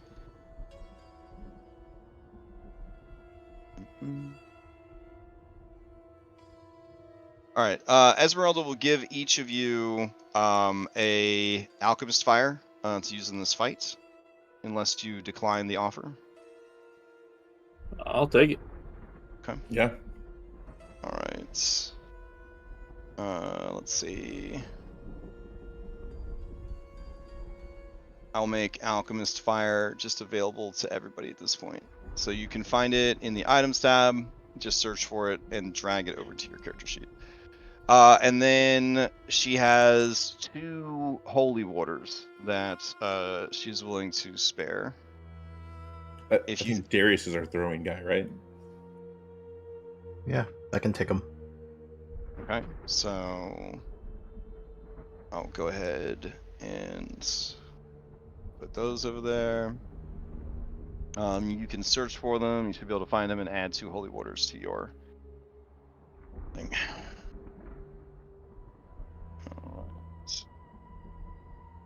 Is that the right holy water? Let me check. Because I think the Curse of Strahd holy water works as alchemist fire against undead. And I'm not seeing it on that one. Oh well. Did in the I'll remember. mines, I think. Right. But yeah, I don't see it in the description that I have. Okay. I'll have to check where that one went in the migration. Okay. So, what is your general approach? What's the play here? The tree just sort of sways side to side. On the network, Darius will send to Daniel. We're gonna need Baylor to rip that thing up from the ground. And everyone else is going to need to play tower defense. Because I think Jenny said the second we start this, it's going to get hot. Alright. If I'm able to, I would like to hold my Goliath staff out in front of me and then snap it in half over my knee. Okay. As you do, it writhes and screams, and a very thick black blood gushes from the snapped staff, pouring almost endlessly from it. And as you do that, each of the trees in the grove begins to writhe and scream, and the large tree begins to writhe and scream, and I guess we'll start the initiative. I also drink an elixir of mountain might. Okay. All right, let me go ahead and roll 1 million people into initiative. Here we go. And then layer action.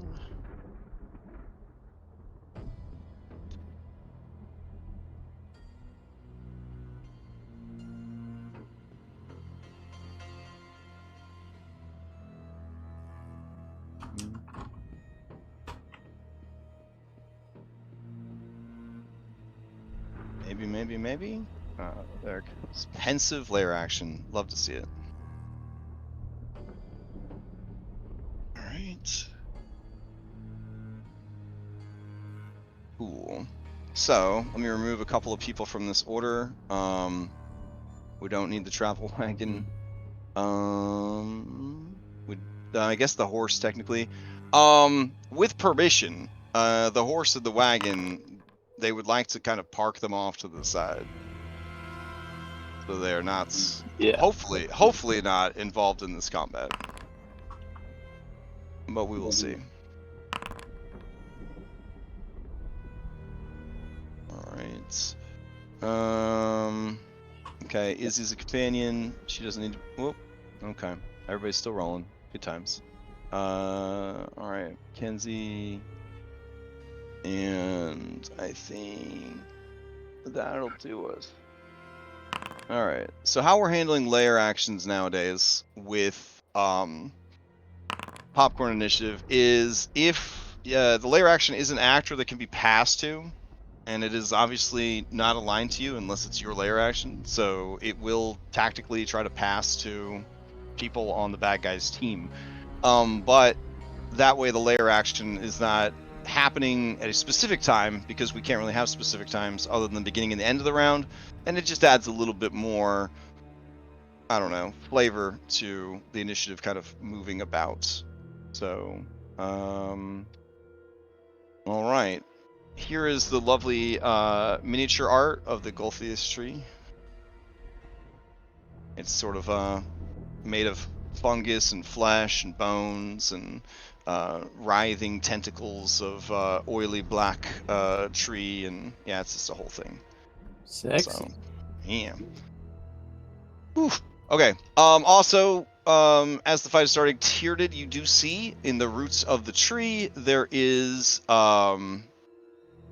well, there's many skeletons, but embedded in one of the roots is an axe, and the axe seems to be quite nice, and for some reason just kind of there. All right, let me grab the music here.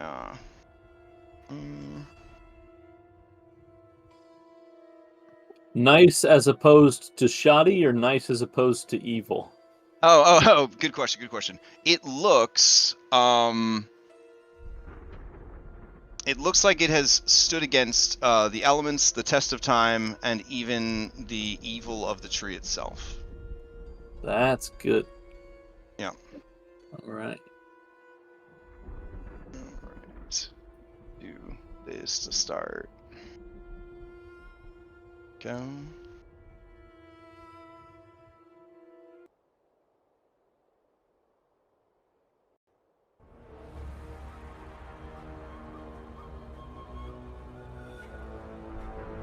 Okay.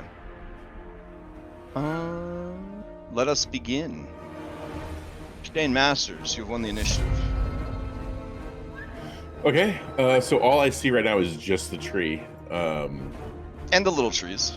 The little trees, do they look like they're, I mean, like actively moving, or just like, just writhing? They're just, I mean, plants don't move fast enough for people to see, so the fact that they're writhing at all is pretty terrifying. But they don't look like they're getting up and moving around. Okay, so I will use Sharpshooter in the sense that it allows me to disregard a disadvantage on range. Okay, sure. And I will fire at the Gulthias tree and just seeing if a shot works. All right, go for it. And I crit on an 18. No, we're not doing that yet. I crit on a 19. Okay. All right. Well, yeah, that. You take a shot. Unfortunately, you somehow miss the tree entirely. You are not sure how or why. But yeah, the shot goes wide of the mark. I'll try tree. again. Yeah. It's a whole tree. I'm sure this Tree, one's not gonna a be better. barn. Yeah. Well, the lightning got in, but I'll shoot again. All right. Okay. Yeah. Oh, that's not an 18 roll. That's just total. Yeah. You feel. Yeah. I feel it was a close shot at that point. Maybe it's the hair on the back of your neck standing up on end, or the rain that is starting up. 18 or the doesn't hit. Oh, that sucks. No. An 18 does hit. However, the piercing damage of the bullets does nothing to the tree. How could you have ever known? Yeah. All right. Shane will then say, "Looks like I'll pick off whatever comes."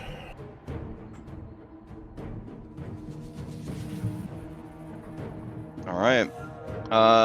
Shane, who do you pass to? I kind of want Baylor to go, so I guess I'm going to pass to Daniel because Baylor's not an initiative. What? Yeah, Baylor's an initiative. Oh, is it? Well, now they pop up. Baylor's his own man. Jeez. All right. Pass to the giant. So the Do I get a boon for initiative? I don't remember. We don't do boons for initiative. I didn't think so. Yeah, it slows down the startup of combat too much. All right, Baylor is his own man, but that being said, he does look at you, Daniel, because he doesn't know why you guys are here. He forgot. All right, so Daniel's going to give him the pep talk. And he's going to point to that thing and say that thing thinks he's the biggest, strongest motherfucker here. But I think you are. You smash that thing, they're going to tell your story from one end of this land to the next. Baylor Root Smasher. What do you say, big guy? Okay, I'm going to roll an intelligence check for him real quick. Alright, he doesn't like the part about you thinking he fucks his mom, but he's going to try his best. So, are you riding on his shoulder, or are you letting him go off? Okay. So he's going to move. And then him gonna dash. And then free item interaction, take out his hammer, and then he will bonus action move 5 feet closer, and that is his turn. Okay. He will pass to Liar. These smaller trees they're not targets, correct? I mean, they are, if you want to attack them. In D&D, everything's a target, my friend. Yeah. We're going to move.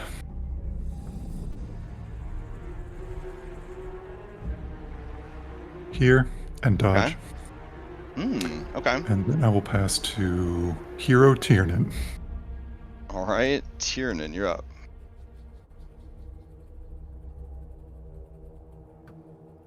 All right.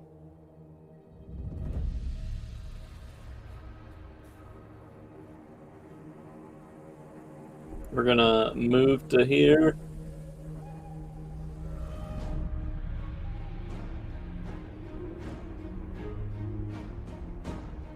Is that little guy a tree? Like a tree? Yeah. It's a little tree.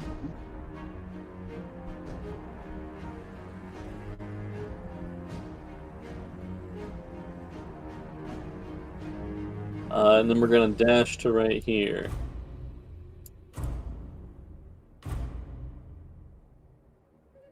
Okay. Yeah, I think that's pretty much it. Okay. Play passes to? We'll pass to Darius. All right, Darius.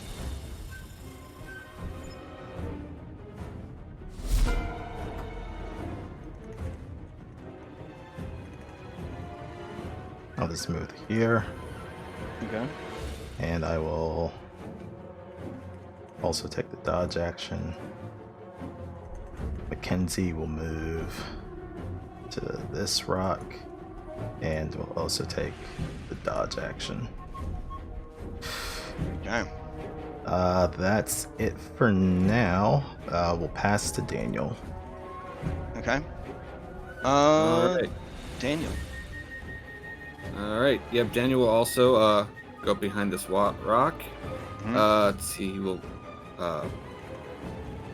He's gonna hide behind it. Bonus action hide, and he's gonna hold a psychic blade for when something actually happens.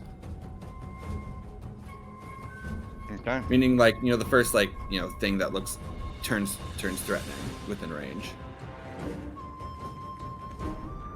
Like maybe that guy or that guy. Okay. So you're gonna ready an attack for a viable target that comes within range of your ability. Yes. Okay. All right. Let's see. There we go. Who do you pass to? Oh, he's gonna pass the claw. Okay. Let's see. Claws up. Claw's gonna move in.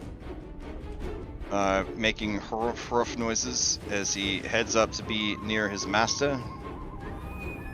And then he'll move to here. Alright. He'll pass to Irenia. Irenia sees everybody else is dodging. Seems like a good idea. Sees that Shane's all the way back there. Does not have a ranged weapon that could shoot that far. Fuck. Alright. Doesn't like where she's at though. So she's gonna move it dashed over here. And then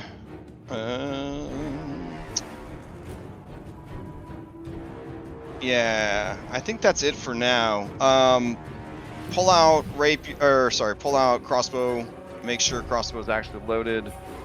And he will give new guy Liar the help action so that he would have that on an ability check that he has to make, if he has to make any, just to use full action economy. She'll pass to Kurez. Alright. Splashing a tree, that's easy. So he's gonna move and dash closer to the tree. He's gonna have his great axe out, and then he's gonna move again. And that is his turn. He will pass to Esmeralda. Esmeralda is going to pick a place off in the distance that still gives her a shot at the tree. So she's going to start moving toward Jane. There we go. And the tree is within range. She will move another 5 feet with her bonus action, and then she will extend her hand and say magic words, and then she will go ahead and use firebolt on the tree.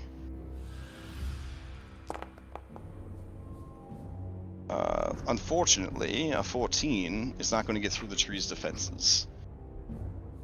Alright, she will pass to the Golfeus tree. Alright. As the turn comes up, you guys would hear. Let me double check. Okay. It has no Paragon actions. Well, that's good. Should be an easy fight. Alright. Then, let's see. People are close to it. Alright. Multiple tree can attack and cast a spell. Yeah, sure. Okay. It is going to attack Baylor. No, you know what? It's going to attack Claw. Because Claw got them sharp little claws. So it is going to use its Thorned Branch. Here we go. It's going to be a 22 for 18. Claw's going to take 18 and suffer the effects of Fling. Alright. 60 feet in a random direction, knocked prone. Okay. And we'll do 9 for straight up in the air. Alright, 6. So that's 60 feet away.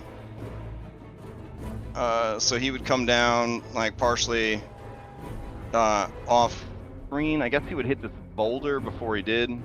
There we go. He would only have 10 more feet to go when he hits the boulder, so he would just take a d6 from smashing into the boulder, or 6 more damage. And then he is prone. All right, and then with its other part of its multi-attack, you are going to see what looks like some kind of fleshy orifice on the tree open, and it ejects a poisonous nectar or pollen all up on Baylor. So here we go. Okay, Baylor, it's a con save, buddy. You got this. You got this. Here we go. So he just makes the save, so he does not take any damage from it. All right. The creature's turn is over. It is going to pass to the layer action. All right. On the layer action's turn, I need each of the 5 players to roll a d6. Is this for a random effect? Because she gets advantage on that. I mean, it's to determine how many blights are summoned. Oh, okay. Yeah. Okay. Alright, so we got 7, 11, 13, 6, so 19 blights. Alright.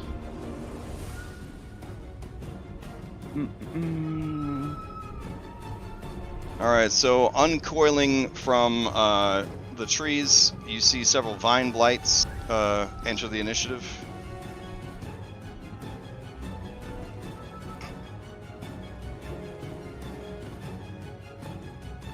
One, 2, 3, 4, 5, 6. There we go. Bursting from the ground, you see many needle blights enter the initiative. So 1, 2, 3, 4, 5, 6. And then just falling off of the trees, you see some twig blights. So 7 of those. So 1, 2, 3, 4, 5, 6, and 7. All right. So the minions of the Gulthaeus tree all act in unison on the layer action. I shouldn't say minions though, because these do not have the minion tag. They are full-on blights. They will all be acting in unison on their turn. The turn that they appear, they do not act. So keep in mind when passing, stuff around, you do not want to pass the layer action until you're prepared to deal with everything there. Can layer action steal? That's a great question. I'm gonna say no. The layer action cannot steal. Because it is activating the monsters, but the monsters themselves don't have their own initiative. Every layer action, it will be summoning more and more powerful minions to defend the tree. Okay. Going into round 2, it's going to pass right back to the tree. Unless somebody interrupts. Going once. Don't you have a held action? Oh, Daniel did have a held action. Yeah. Yes, he does. He's going to see this guy pop up, and he's going to like, holy shit. Mm-hmm. And he is going to blade it. Beautiful. 20 is going to hit for what? 3 psychic. 3 psychic. Not so beautiful. All right. The creature takes 3 damage, but it's good to go. Unless I get advantage because I was hiding, maybe. What? I can make You're hiding. Oh, you're hiding in the tree here, right? Yeah, that was my bonus action. Sure. Yeah, give me that stealth check against its passive perception. It does have blind sight, but here we go. Okay. Yeah, with your 6, you were not able to hide from the creature's passive perception. Fair enough. All right. So, going into round 2, the layer is going to pass back to the tree. Going once, going twice, and sold to the tree. All right. Let's see. On the tree's turn, it is going to go ahead and Ooh. Okay, that's kind of fun. Okay. It is going to kick on a 4th level Call Lightning.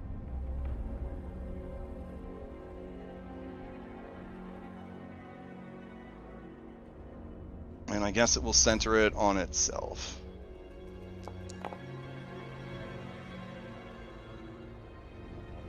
Okay. And then when it does, it will target the giant. Because I think you get one right away, yeah? Yep. Alright. It should be 40-10, which it rolled. Excellent. Okay. So, Baylor, go ahead and give me a dex save, buddy.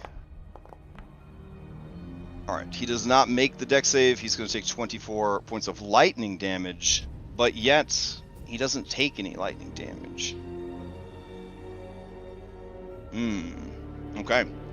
And then that is its turn. That's all it's got. Since nobody took any damage, it's gonna try to pass back to its lair action. Going once. Can we steal on twice. behalf of Baylor? Yep. On behalf of Baylor, no, you can steal as yourselves. I'll steal. Okay. I gotta use one of my DM inspos. All right. Shane uses the DM inspo to steal. I also, I apologize. I totally forgot to this first turn, but I had broken ribs, so I need to make a con save to see if I can act. Oh, yeah. Okay. My apologies. All right. Just, I guess, roll it twice this time. 9 will do it. Okay. And then you want one more time? Yeah. So that would be last turn, and then this this turn. Throw. 12 will do it. All right. So he has an action. So he will do his attack and extra attack, and he'll fire at this closest needle blight. Okay. This is his third bullet. 17. Yeah, that definitely hits. 17 for 17. It ceases to exist. Sweet. He'll hit the other one next to the west of Esmeralda. Okay. This is 4th bullet. 11. 11 would not hit.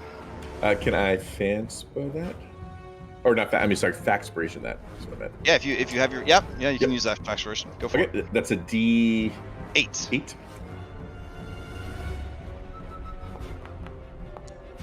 15. All right, 15 would hit for 21 damage. It ceases to exist. Okay, and bonus action. I should know my bonus actions. Doesn't really have one. Can I? Is there anything I can do for Esmeralda as a bonus? Yeah, you could bolster her. I will do that. All right. And I will pass to her as well. All right. As you pass to her, she nods and she is going to. Yeah, seeing how many bad guys just popped out, she's going to go ahead and cast Mirror Image on herself.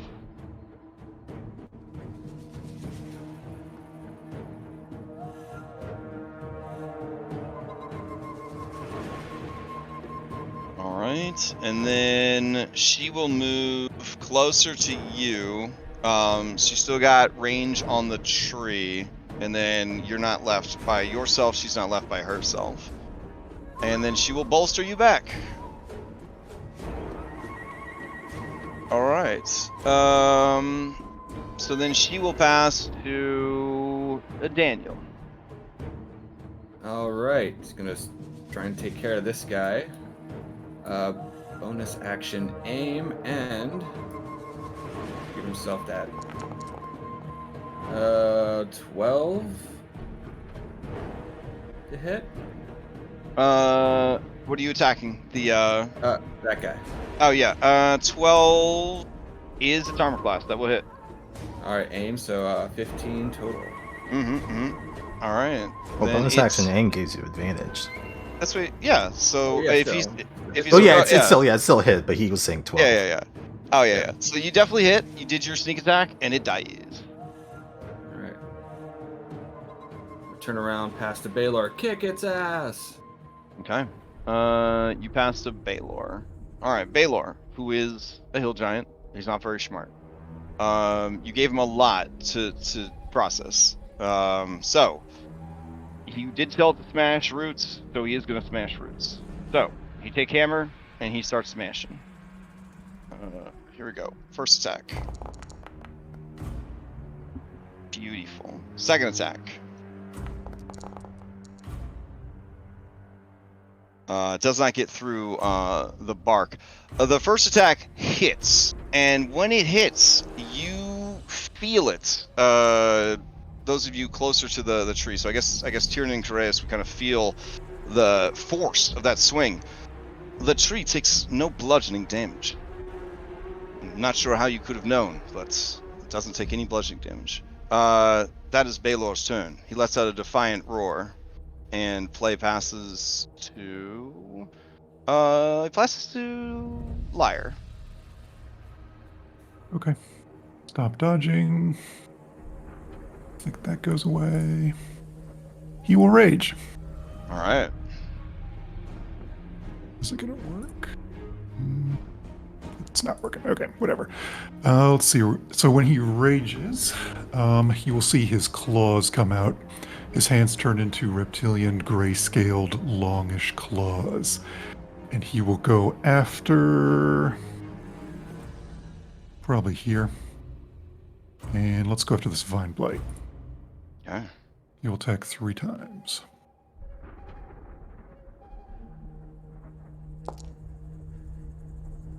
There's my ones, alright. Oof. Okay. Let's see. Complication. Critically exposed. The next damage roll made against you treats any 1s or 2s as 3. This lasts till the end of the rounds. Got it. Alright, keep going.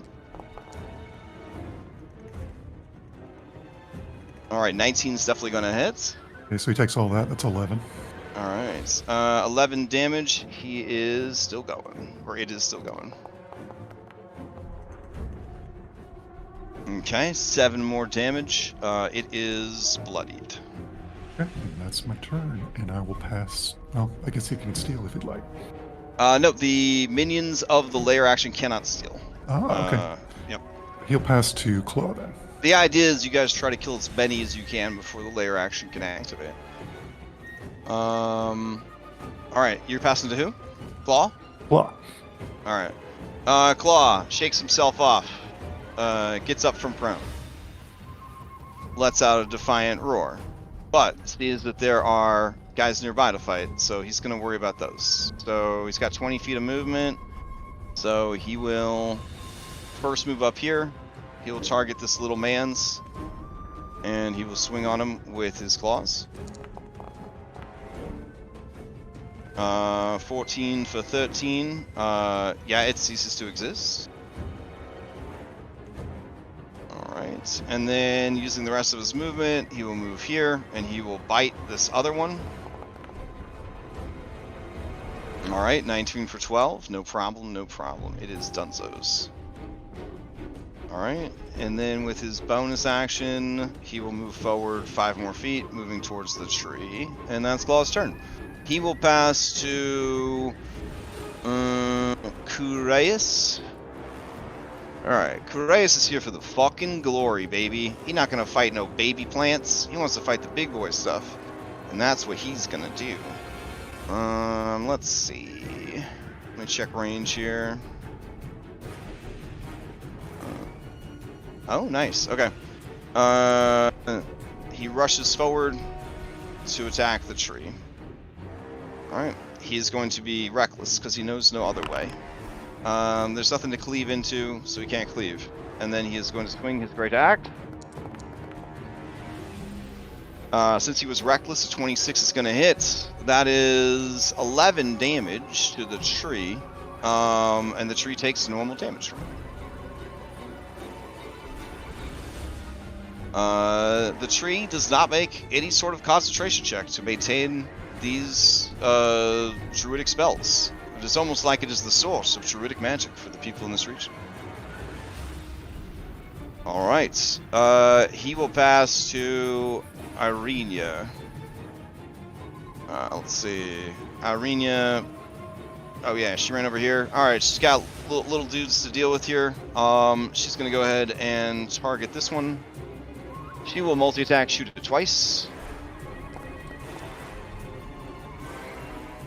That's gonna hit for 5, and then that's gonna hit for 8, and that will kill it. And then, let's see. I don't think she wants to stay near all these blights, so she's gonna move over to here. And then she will make Sympathetic Vine Blight an easy target with Helpful. That is her turn. She will pass to Tiernan. All right.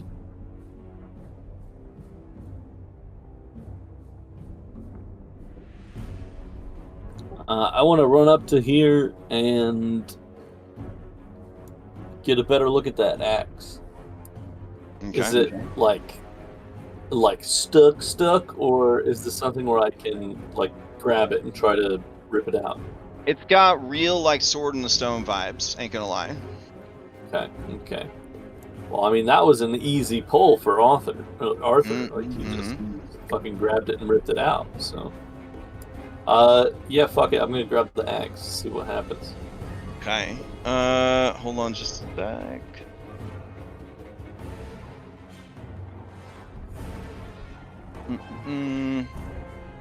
There was in a change from 10 to 11, my compendiums all look kind of weird now, so I'm trying to identify which compendiums are which. So, they're also loading hell slow. All right, here we go.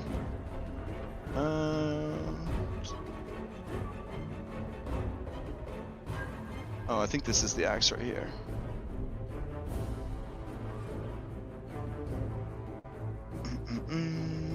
Okay, I need an athletics check to pull it free from the tree. This is a full action to attempt. Yeah, I figured. Yep.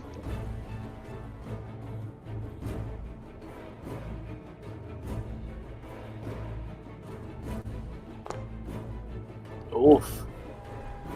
Yeah, you find that it is stuck tight. There's a reason the axe was left here. You can't imagine that anyone would be strong enough to pull this weapon free. Daniel, ask Baylor to pull this axe out. I'm on it! What a perfect fucking storm of events that you have a lightning-proof giant to come fight this tree. But whatever. That's the magic of sandbox. Alright, anything else from Tiernan? Also, the axe is straight up in the roots of the tree, so you would be adjacent to the tree. I'll move you up. Let's see. I'm trying to move you up. I don't see the. You moved yourself up. Okay. Tree, so I saw your after image in the storm, and I didn't think you moved up. Yeah. That's where it is, right there. In the inviting nook of the tree, right there. Okay. Damn. So I guess we got to pass to Darius or layer action. Which do you want? Darius. Darius. Okay. Alright, dodge ends. For both of them.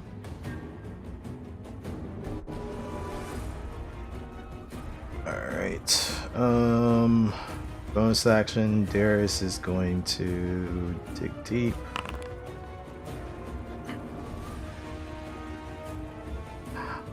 He's going to get to the other side of this vine blade, and he's gonna smack it. Okay.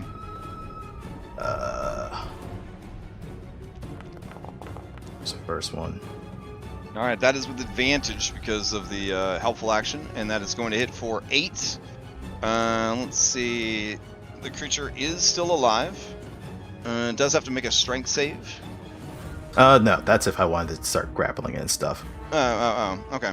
Never mind then. Here comes the second hit.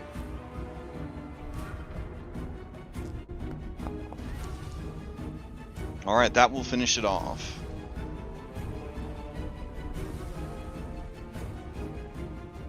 Alright. He's going to then...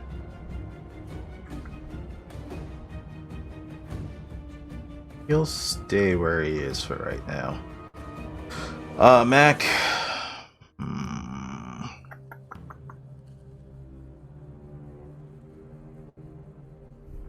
I'm gonna have her move over to the Reigns team over here and take the dodge action for right now. Okay. And that's gonna be it. Pass to layer action. All right. As you pass to the layer action, all of the remaining critters are going to activate. So here we go. So someone has actually hurt the tree. That would make them more of a priority. So that would be Craeus. Okay. We'll work outwards from Craeus then. Nosy Twig Blight is going to move up, and then it will step to there, and it will attack him with advantage because Craeus only can fight recklessly. Here we go.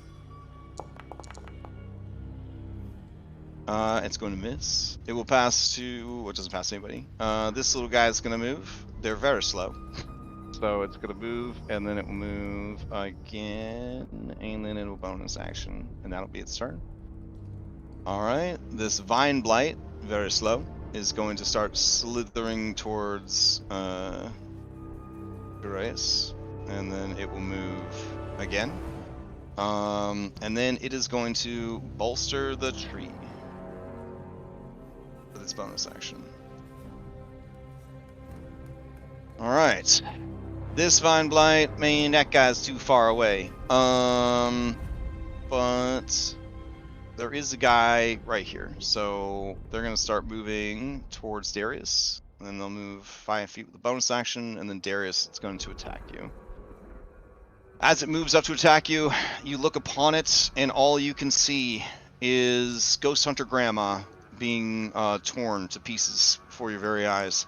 As the memories come flooding back to you of that fateful fight. Yep. And it's going to use Constrict. I believe a 14 will miss. Yep. And that will be its turn. Little Needle Boy is going to go. Needle Boy sees Darius right there. Yeah, it'll try to attack. It's going to use... it's going to use Crippling Strike, so it's going to be half damage if it hits. If it misses, it will reaction into Ricochet. Alright, so it's going to reaction to Ricochet and attack Liar with it. Liar 21 for 9, but halved, so 4, but it does cause immobilize until the end of your next turn. And then with its remaining movement, it is going to... It's in a pretty good spot. It's actually going to move back this way. Alright, then that takes us to... I think you're doing a pretty good job of pruning these horses. Kiss plants. And then we've got a little man over here. Let's see. There's plenty of things to handle that guy. So little man over here is going to move forward. And he is going to attack Daniel. And if he misses Daniel, he will reaction to hit Irenia. 20 for 8 on Daniel would be halved to 4, but your speed would be reduced to 0. Alright, can he dodge to half that again? Yep, that's your business, absolutely. You can have it again. Alright, and then he likes that rock, so he's gonna stay there. Cool. Alright, moving over here. We've got this vine. It doesn't know what it's gonna do against the giant, but it has to try. So it's gonna move, and then it's gonna 5 foot, and then it's gonna attack the giant. Actually, you know what? It's got other moves. It's gonna move this way, so... There... No. Yeah. All right, it's gonna attack Baylor. So here we go. Let's see. Find blight. Constrict. That is gonna miss. And then we've got Twigs. All right, Twigs gonna move up towards Claw, and it's going to attack. Here we go. It doesn't actually move far enough, so it's gonna move and dash to get next to the bear. And then this solid Twig Blight, God bless, it's gonna go up and attack the giant. Courage. And it hits the giant for 4 damage. And all the motivational posters that was had in the break room paid off. So good job, everybody. And I think that is all of the previously existing baddies. If I missed any, we will just bank error in your guys' favor. At the end of the lair action's turn, it will summon more forces. All right. You guys see, stepping out of this tree right here is a humanoid with elfin ears, whose composition looks like it is a humanoid made out of the same material as the Gulface tree. So, oily black bark with flesh beneath, bleeding bloody sap. It looks like that. And it gets added into the initiative. Alright, well, not into the initiative, it's part of the lair action. Alright, with that completed, if there's anybody damaged by it, which I think Baylor was, he could steal, but if anybody else was damaged by any of those monsters during the lair action, you can steal going to the next round. Daniel was damaged. Alright, Daniel, to you. Alright, I think Arena can get this guy. So yeah, I'm gonna take a swipe at that new guy. He's within range. Bonus action aim. And boom. For the ooh, very nice. Yeah. Okay. So that is a total of 23 damage, all of which is psychic. Let me check. This creature takes damage from psychic, so it takes 23 points of damage. He's gonna mind link to Baylor. Baylor, the axe! Look at Tiernan, the axe! And pass to Baylor. Okay. Baylor looks down at the very tiny axe. And he looks back at you, he looks at this tiny axe, and he looks at his massive hammer. Alright. Sure. He's gonna try an athletics check. A 14 is not enough to pull the axe free. Damn it. Oh, how mad that must make him be. Especially since that's his whole fucking action. Alright. He feels that Daniel has tricked him and betrayed him. He will remember this. He passes to who will probably be his new friend when Daniel has been eaten, Shane Masters. Oh, of course, right when my foundry's restarting. Sorry. I can pass to someone else then. I will look at Lex's stream. Okay, it looks like there's still a blight kind of nearby to the northwest of Mackenzie and Izzy. Mm-hmm. So he will fire. Oh, he will actually roll a con save first to see if he can do yes. that. Which... Do you need me to roll it, or are you in?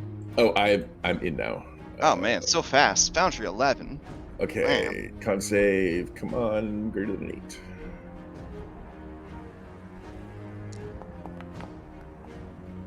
8. Yeah, okay. So this is his last bullet until he has to reload. So let's make it count.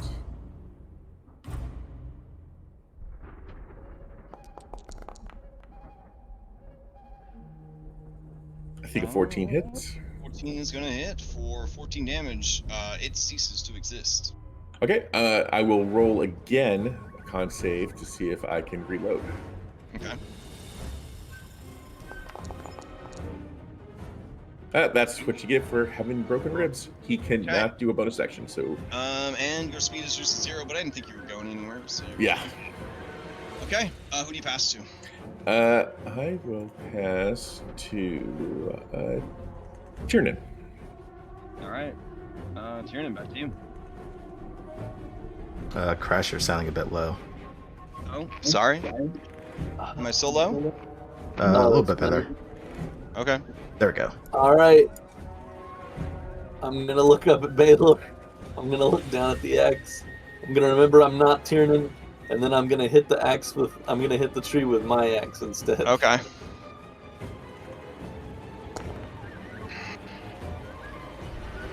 All right. 19 is going to hit the tree. The tree takes 8 damage. 16, unfortunately, cannot get through the bulk of the tree. Right. Alright, the tree is gonna steal. Going once, going twice. Alright, tree time. Okay, tree does not like that you hit it. So it is going to attack Tiernan with its multi-attack, which lets it use one of its amazing cantrips. Maybe it'll use Druidcraft. I don't know. We'll have to find out. It's trying its best. And it's going to use Thorned Branch. 22. Alright, 16 bludgeoning damage, and you are flung. So let's see where you go. D9, because it might knock you straight up in the air. 6. Okay, so yeah, you would go this away, 60 feet. It doesn't look like you crashed anything on the way there. Or did you? Is that a tree there? Oh, looks like a little tree there. Alright. Baby tree. Okay, yeah, keep going, sure. Alright. And then, let's see. It wants to poison someone. Ah! All these big boys with their good constitution score. It's like, why can't I have good cantrips? I'm sorry, Druid. You have a lot of good things going for you. You don't need good cantrips too. Alright, yeah, it's gonna try and poison spray Kureus. He can't possibly have a good constitution score. Here we go. And squirt. Ooh, okay. And con save. Yeah! Alright, Kureus takes 11 points of poison damage. And then with its bonus action, it wants to strike someone with lightning. I think it could do an AoE on that, right? Let me see. Call lightning, 4th level. Go. Only 16 on 4d10. Oh, it didn't roll 4d10. What a joke. Alright. Let's see. So 24 points of lightning damage, and I believe it is a 5 feet, each creature within a 5 feet. Oh, so it's a 2x2 square, essentially, is what they can affect. Yeah, it'll kill a fucking twig blight to kill, nope, he's too far away. Alright. Just Baylor. Alright, Baylor's gonna try a dex save. Here we go. Oof. Does not make it. Oh, wait. Yeah, but he doesn't take any lightning damage. And the tree just rises its branches in outrage. Alright. Let's see. Tiernan was damaged, but he can't steal. Baylor wasn't damaged, so it controls the initiative. I guess it'll pass back to its lair actions. Going once? Going twice? I'll steal. You'll steal? Okay. Yeah. Darius spending inspiration to steal. Yep.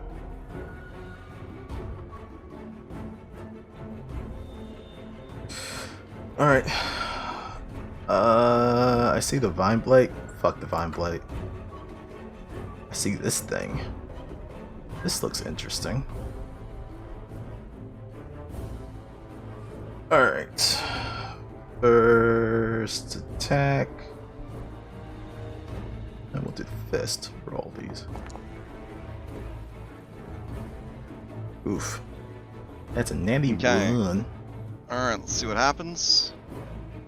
Extreme favor. Okay, that'll be fun. Alright. Let this be spicy. Second attack. 19. 19 is going to hit. Okay. And let's see, it takes normal damage from your bludgeoning attack. Alright. I'll spend a moxie point for where are you? Jesus, it's not here because of this tracker. 012.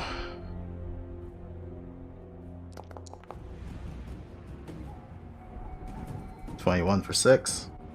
Alright, that's gonna hit. Bonus action. Wow, 12. 12 does not hit. Okay. That's it. Alright. It cannot steal because it's part of the layer action, so who would you like to pass to? Ooh, sorry. Let's see, how far is this guy from her? 55? What's the range on this? Sorry. What's the range? Range. Where you at? There we go. Yeah. Mac will take a shot at the creature with their gun. Okay.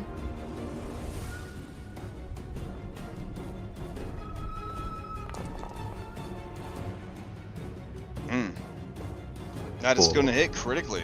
Alright, let me see. The creature would get an injury. Did not do crit damage. Broken hands. Oh, damn. Alright. So that would have been a total of 17. Okay, 17 damage total, plus a broken hand, plus a wound. And let's see. Dexterity based skill checks and attack rolls which involve the use of the damaged hand are made at disadvantage. Okay. And then give me the roll for her threats. Yep. Does she still have total confidence, or is that long ago worn off, right? It says it's supposed to expire when she fails at something, but I don't recall if she's failed at anything yet. Or until she's done a critical, right? So this would expire now? Oh, alright, then it would expire now. Got it. Yeah. Alright. Here's threat. Come on. There we go. Third time's a charm. There we go. Alright, so she does gain some aggro. Alright. And she's going to move here. And that's Okay. it. I will pass to... I'll pass to Shane. Oh, I think Shane's I went way early. He's already Oh, you acted. did? Sorry. Yeah, Okay, you have never mind. Liar. No, you're not in the track. You don't gotta apologize. It's Liar, Irenia, Claw, Esmeralda, Correus, and the layer action. I'll pass a liar. Okay. Liar, you're up. Your speed is reduced from the needles that are kind of paralyzing your leg. You do have a guy right next to you, at least, but I don't know what you want to do. He looks over to Daniel, who's the little man that's showing quite a lot of gumption lately, and says, Yeah. "Keep it up, human," and bolsters him. Okay, nice. And then he attacks the unmotivated twig blight. Okay. Which is my excuse for it not like attacking last turn, obviously. A 12 is not going to hit the twig blades. 23 is for 9 points of damage. Oh my gosh, yeah. It no longer exists. You tear it to pieces. And that'll be my turn, and I'll pass All to right. Esmeralda. And then your speed will return. Alright. Esmeralda is up. She just wants to focus fire on the tree, so that's what she is going to do. She'll go ahead and just cast a firebolt at it. There we go. That is going to hit, and when it does, everyone waits for the good news that the tree is vulnerable to fire, but it is not. It does take full damage from fire. It's one of those gross wet trees. I feel like if it's vulnerable to anything, it's going to be like radiant. Yeah. It's also raining. Which, of course, I can't. Yeah, that's true. Everyone would have the wet status. Oh, man, gonna be some spicy times. All right. That's all she's gonna do. She'll re-up the bolster on Shane, and then she'll lose the bolster on herself, and then she will pass to Irenia. All right. Irenia's gonna take 2 shots at this boy over here. 1, 2. Ones don't cause critical failures, right, on attacks? Yep. Is that, yeah, for this round? Okay. But it doesn't hit. But the second attack is going to miss. How unfortunate. She will use Helpful to make it an easy target. She will stand her ground next to Daniel, and she will pass to Kureus. Alright, Kureus, he don't give a shit about no babies. He's gonna fight the big tree, but he will cleave into one of the nearby ones if that is an option. Recklessly cleaving. Great axe. Unfortunately, that is not enough to hit the tree, but it is enough to hit and destroy Nosy Twiglight. Poor baby. It dies. Alright, he's done. He'll pass to Claw. Alright. Claw has one little guy next to him, but sure, he will attack one little guy. Here we go.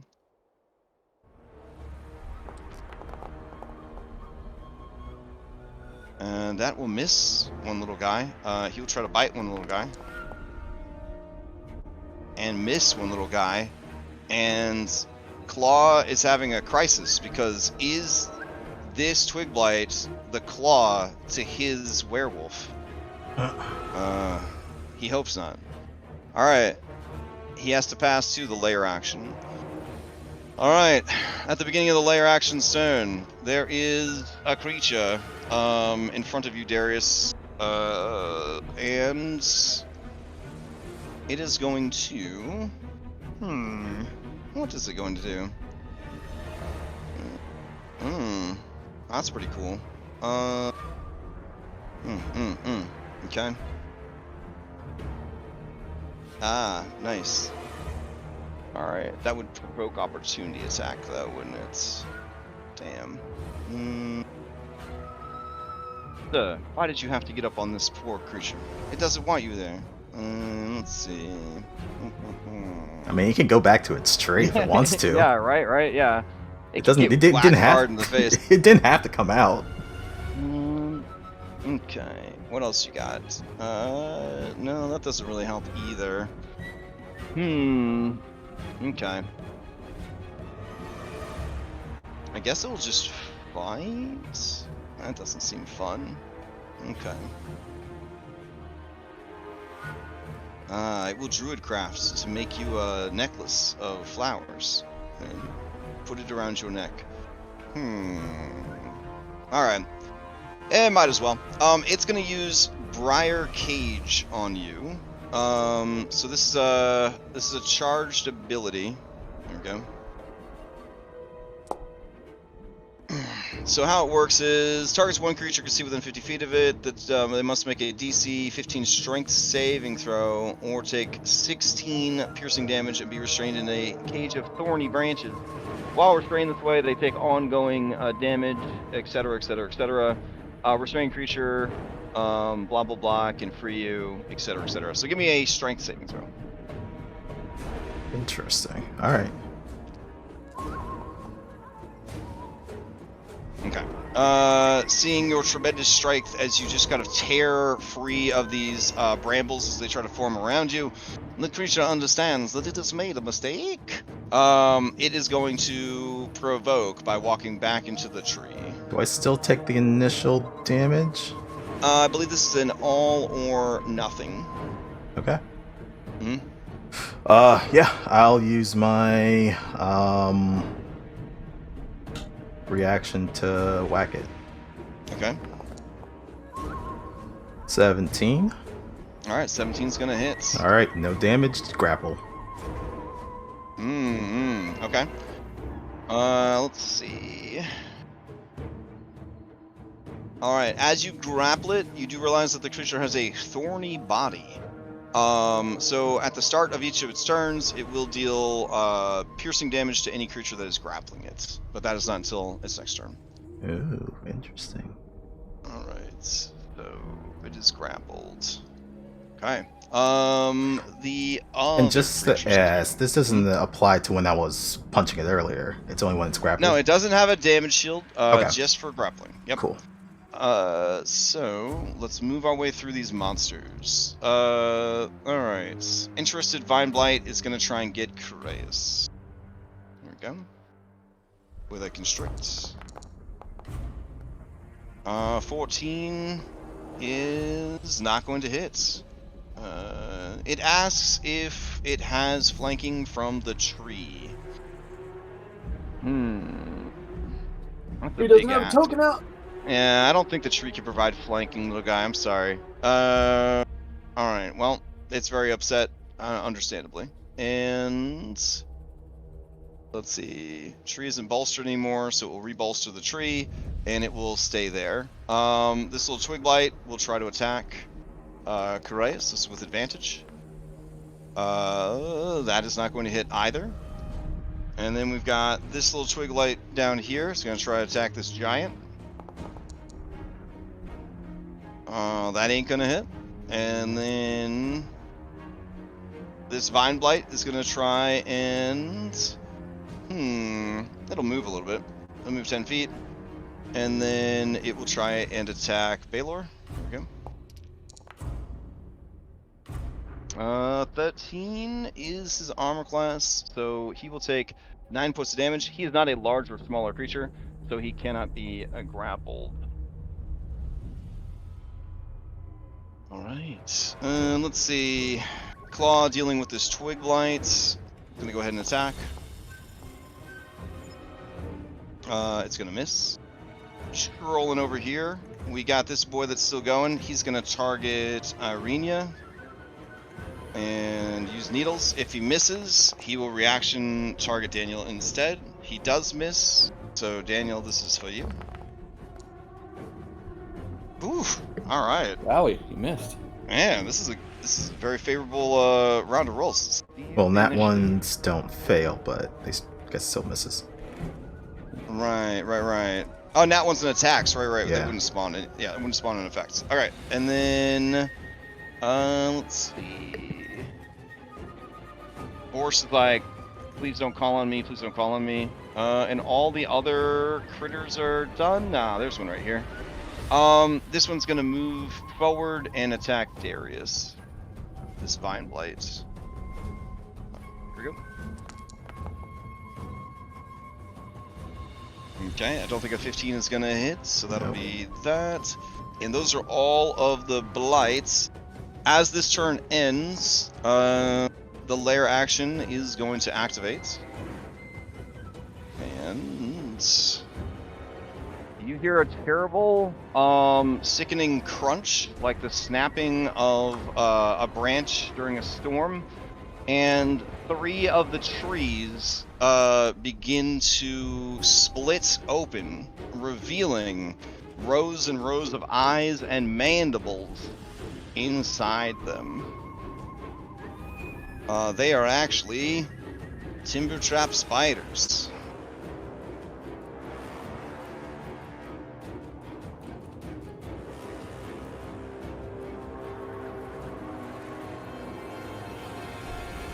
Alright, and since those trees have come to life, I gotta get them removed from the map. Okay.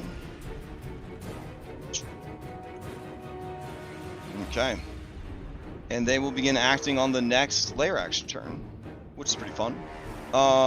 Anybody that took damage from one of these creatures could steal. I think the only person that did was Balor. So Balor will steal going into the next round. Unless one of you guys did and I didn't notice. Otherwise, Balor's gonna try to steal. Okay. Baylor doesn't like this little guy hitting him, so he's gonna use his hammer and he's gonna attack this guy. There we go.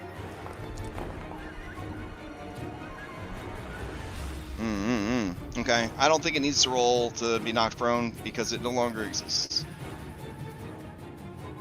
Alright, then he's gonna turn his attention to this other plant right here, and he'll swing on that. Okay. Sadly, sadly it is not advantage, but it is going to be a hit for 27 points of damage.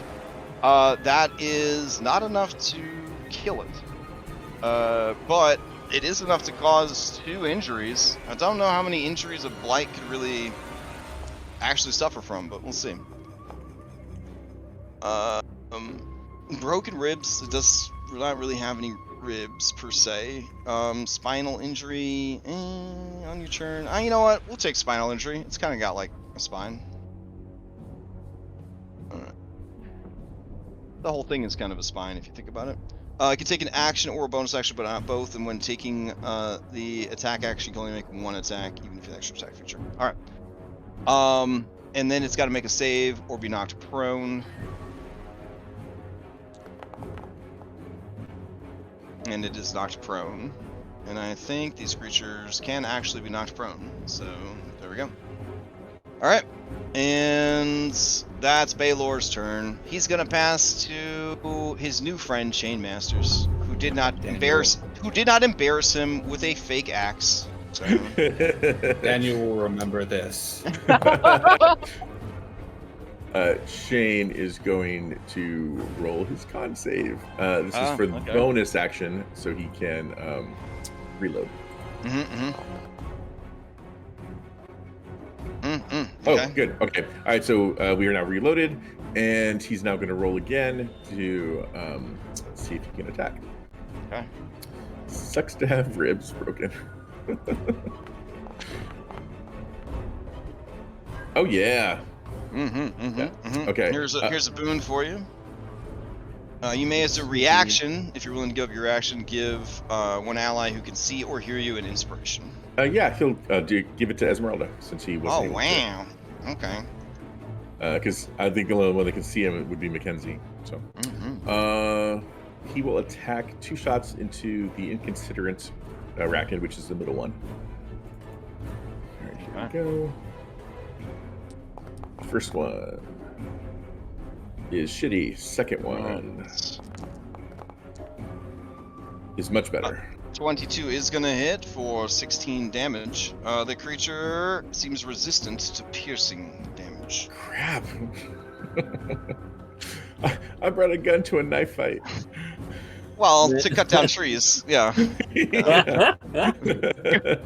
I will pass to someone who will have much better luck, I think. I kind of want Curious to attack the tree. He hasn't gone yet, has he? No, it's a fresh round. Yep. All right. Passing to Curious. We don't even get a like how injured is it tooltip for the tree. Yeah. Right. I mean, I could turn on its mini if you guys want to be able to see it stuff.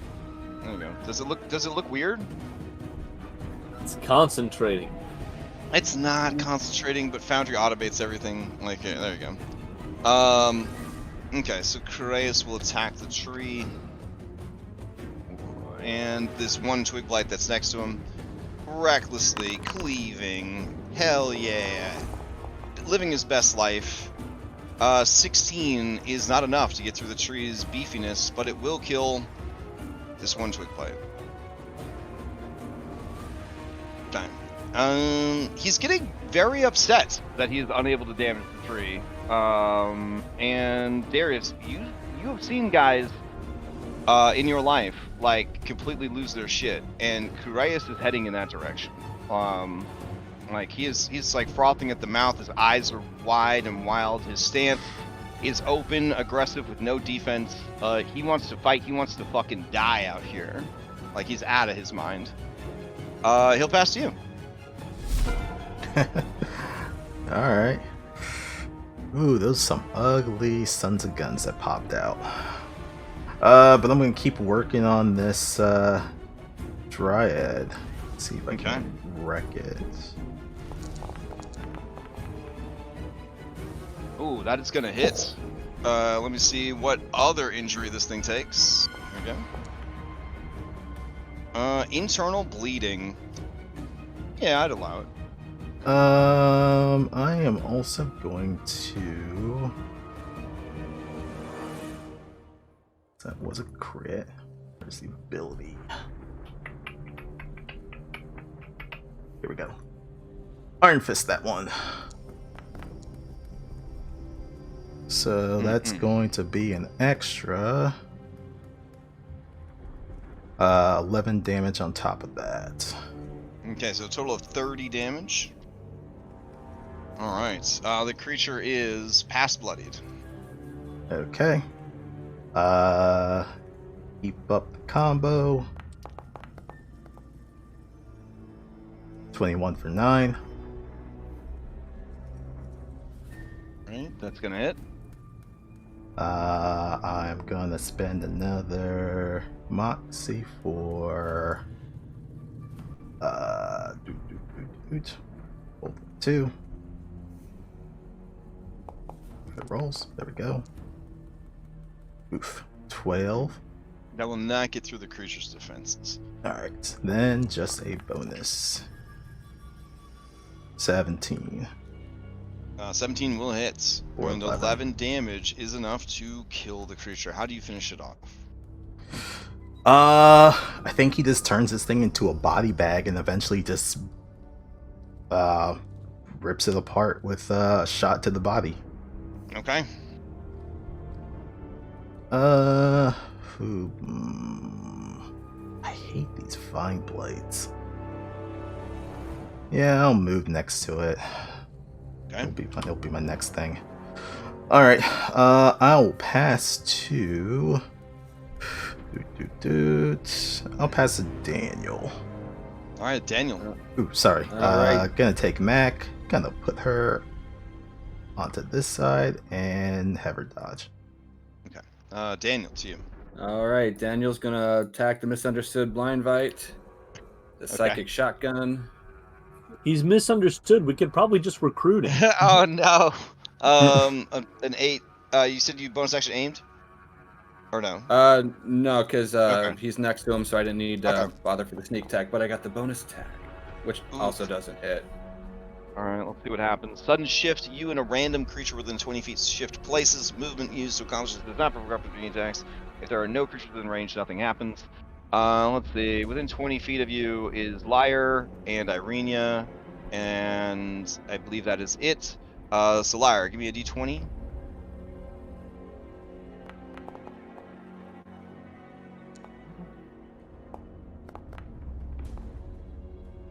Alright, so you would just switch with Irenia, which is just you guys, I guess, shuffling around the battlefield. Okay, continue your turn. Good enough. Let's see who hasn't gone yet. So yeah, how about Lyre? Gone yet? Alright, passing the Lyre. You're up. Does Slayer know anything about these spiders that just showed up? You can use bonus action to recall knowledge if you would like. I will do that. Okay. That's going to be nature, or we still have animal handling. So if you have animal handling, you can do that as well. Okay. You know only that the druids have cultivated a type of spider that can disguise itself as trees, and because of this, it has taken on many tree-like aspects as well. It is a very dangerous ambush predator. But beyond that, you don't remember anything useful. Awesome. Okay. He charges it, All right. and it gets 3 attacks. All right. See him. Awesome. All right. Here we go. Collapse. Yes. Major structural failure of some sort nearby. There is a structural thing that could be kind of cool. but then you'd be on another map. But I mean, falling through the floor is pretty cool. Yeah, let's do it. Let's do it. All right. So Liar, yeah, the floor will kind of fall in on itself right there. So let's see. It's gonna be a 15-foot wide radius. Didn't realize this was Tekken. I mean, you know, if there's a chance for something like this to happen, it's always kind of neat. All right. I think if you uppercut, you can get back to the original map. Maybe you'll unlock a new fighter down there. I don't know. All right. So it's centered on you. So as you and the creature are fighting, it brings down its massive tree trunk leg to kind of attack you. You know, because like combat's a give and take that we quantify with sacrals and shit. You roll out of the way, but when it hits the ground, there is a sudden shift and rumble, and you feel the ground begin to collapse underneath you. You and the timber trap arachnid are going to drop onto a different map. Oh, that's fucking cool. Alright, so I'm going to hide the two of you. It's like in Baldur's Gate 3 where you shoot down the stone and it breaks through into the temple.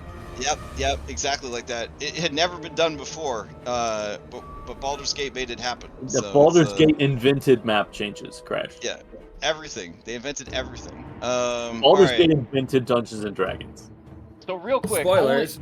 Only you could see this, Liar. So everyone else has to close their eyes. But you see this amazing hidden shrine that was beneath the Golthea stream.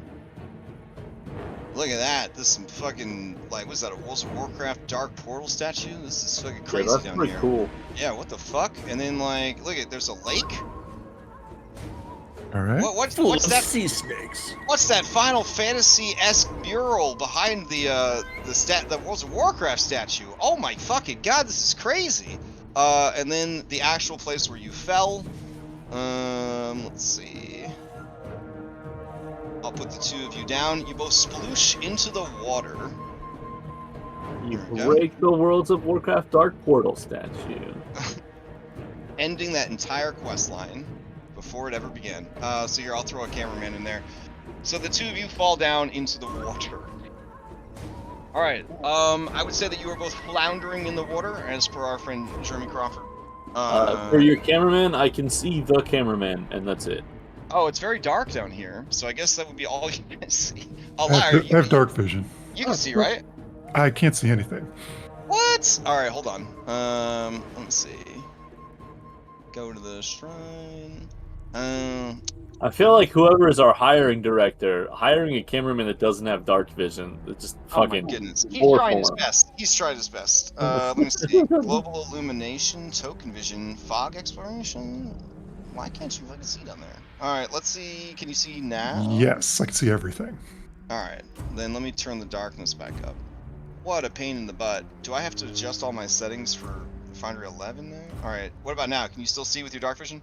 It's dark. I don't see my token though. Oh yeah. Sorry, you're hidden. There you go. Now I can see. There we go. All right. So there you go. Yeah, you guys sploosh into the water. So you're both in the water and prone, but you can finish your turn. Can I get up from being prone in the water? Do you have a swim speed? Not right now. No. And do you have at least half your movement left? Yes. Okay, but then it would be difficult terrain since you don't have a swim speed. So no, you are going to be floundering in the water with this creature. All right. Unless you have a way to cash in for more speed, I think that would be it. I got my extra attacks. Okay, yeah, keep attacking it then. It is prone also, so these would be straight attacks. Okay. Yep. All right, that is not going to get through the creature's bark-like hide, nor is that one. This is like trying to attack a living tree, but that's a spider. Got a bonus action left. Let's do that. Maybe. If I can find it. Wounding strike. Con save. Okay. Wounding strike con save. Swinging or thrusting your weapon about. Choose a weapon at the start.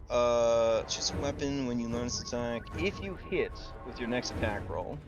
So you're charging this up for your next round. Got it. All right. Then we head back.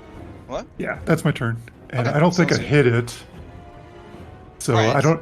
I don't know who's left to pass to. I'm gonna. I'm gonna take us back to the Gulthae's tree real quick. Hold on. Okay. Foundry will love switching back and forth between these two maps constantly while we are dealing with these particle effects and rain and everything else like that. All right, so back on this We'll map. pass to Esmeralda. All right, Esmeralda. Esmeralda says to you, Shane, it's good that we're fighting them before the new world patch. Otherwise, it would be at a disadvantage to cause fire on this creature. And then she's going to go ahead and attack it. So here we go. Fireball.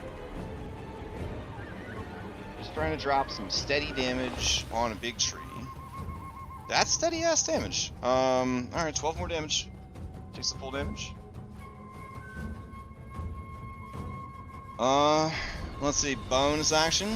She will bolster Shane, so Shane will have a bonus on his next attack. Alright, and then she will pass to Tiernan.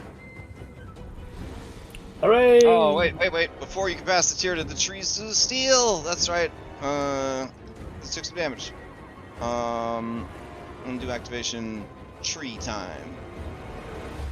Alright, this tree is tired of this little man hitting it, so it is going to use its attack to Thorned Branch. That is going to be a hit for 18 bludgeoning damage. And Krez gets flung. So let's see where he goes. Hoping for straight up in the air, that'd be fun. 5. So he gets just thrown directly into Baylor. Damn it, Baylor. Alright. So he would take a D6. We're going 10 feet into Baylor. Baylor gets a dex save as he is flung into him. Let's see. Wow, DC 18. Fling is not messing around. You would think that it would be based on the creature that caused it, but whatever. Here we go. And no wait, one large or smaller. Nope. If thrown into a solid surface, if it's another creature. Yeah, okay. So Grace gets thrown into Baylor's legs. It does sweep the legs. Baylor is gonna come down hard in his spots. Alright, Coreus is prone as well. And then it's gonna use its cantrip, which will be, I don't know, Thorn Whip, and it's gonna Thorn Whip Coreus. Let's see.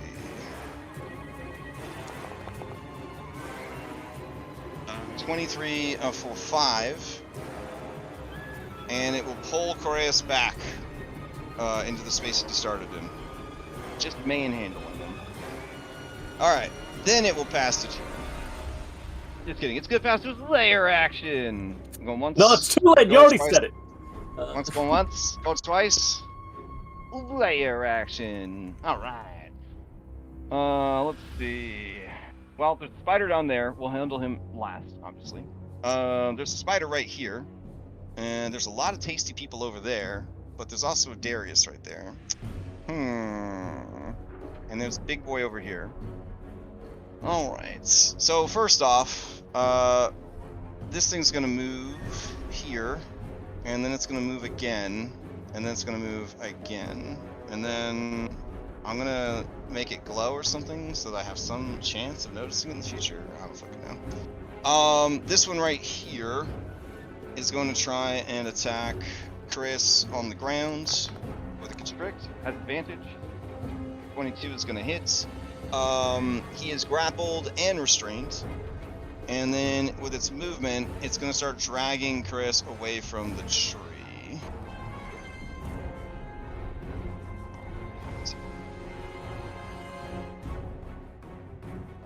Restrained, beautiful.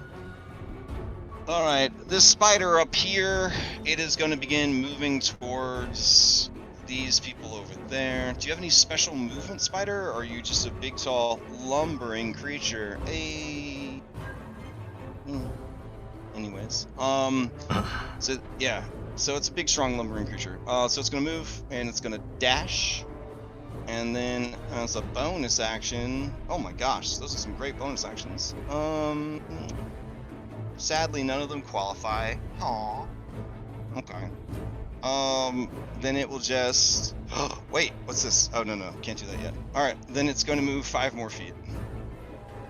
Okay. Let's see. These spots are right here. Darius, you already have a dance partner. That's no fun. You know you want to. Don't lie. That's okay. That's okay. They could go kill Iredia. Everybody wants to kill Iredia. So let's see.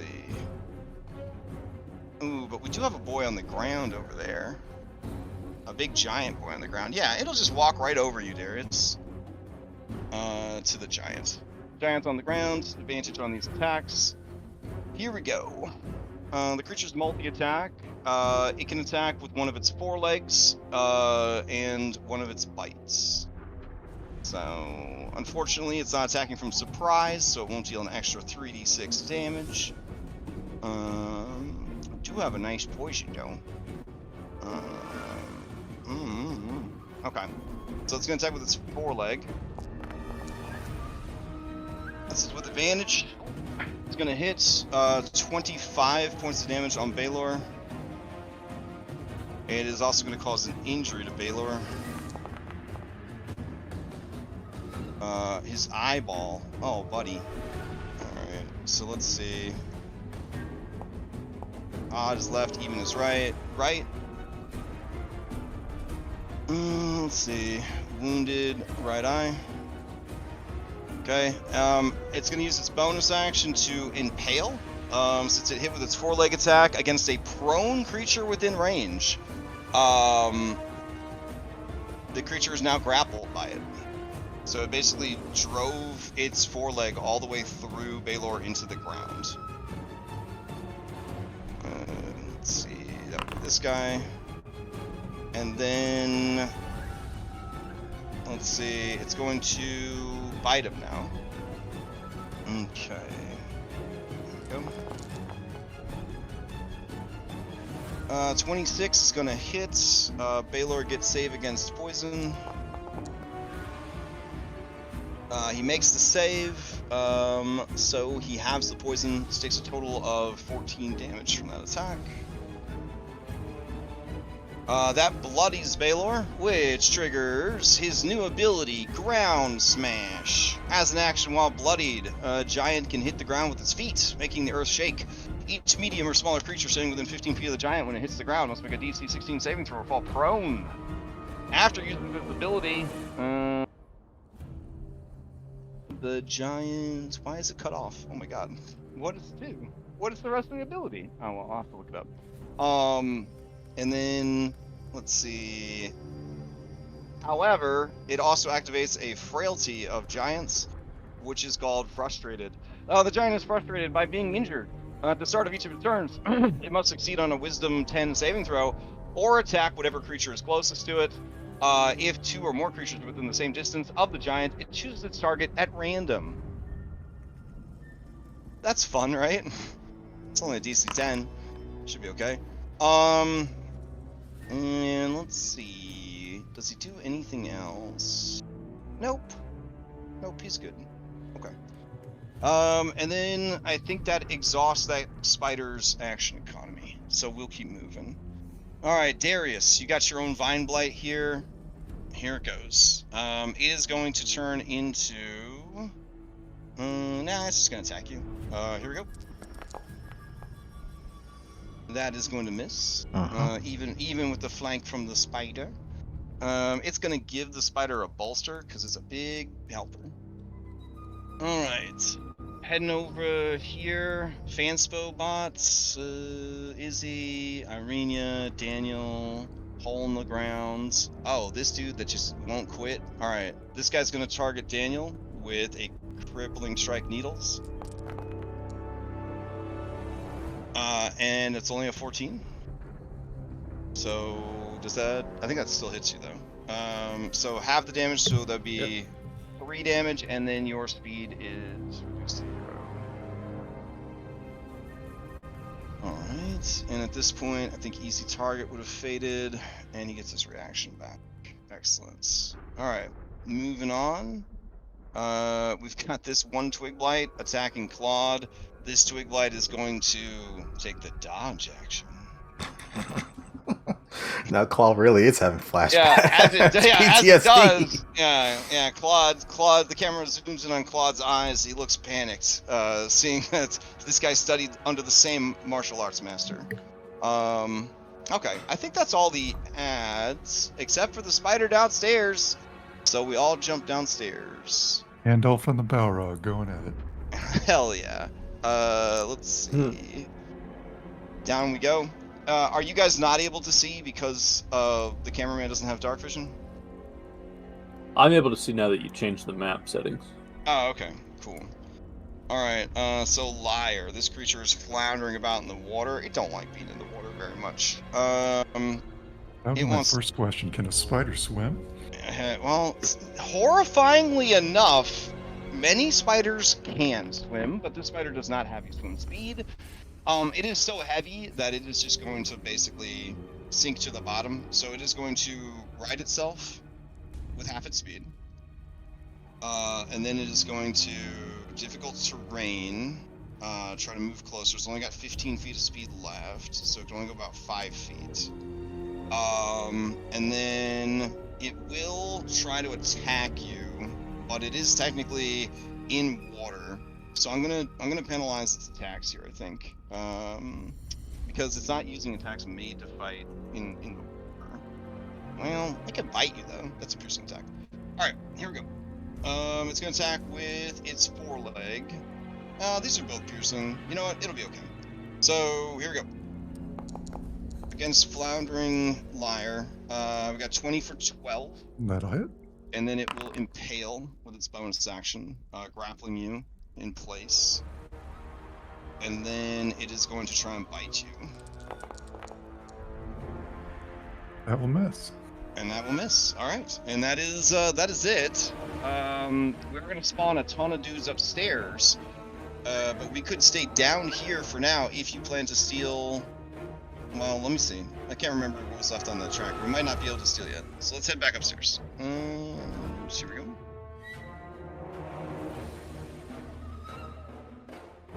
Okay, so back upstairs. Oh, there's still plenty of people to go. Okay. I need everybody to give me a D6 to determine how many new blights are spawned to protect the tree. Yeah, rolling high now. Yeah. Rolling 6 means you're good at Dungeons and Dragons. Oh, okay, Liar, hell yeah. Look at you go. You guys, I'm so proud of you. Alright, so we've got 10, so 19. 19 more. That's fantastic. Alright, let's see. Let's go grab the some blights. Alright, so Twiggies. I'm gonna spawn them over here. It's gonna take them a little while to get to you guys. 1, 2, 3, 4, 5, 6. And then Needle Blights. Let's see, 1, 2, 3, 4, 5, 6. Oh yeah, and then another Twig Blight.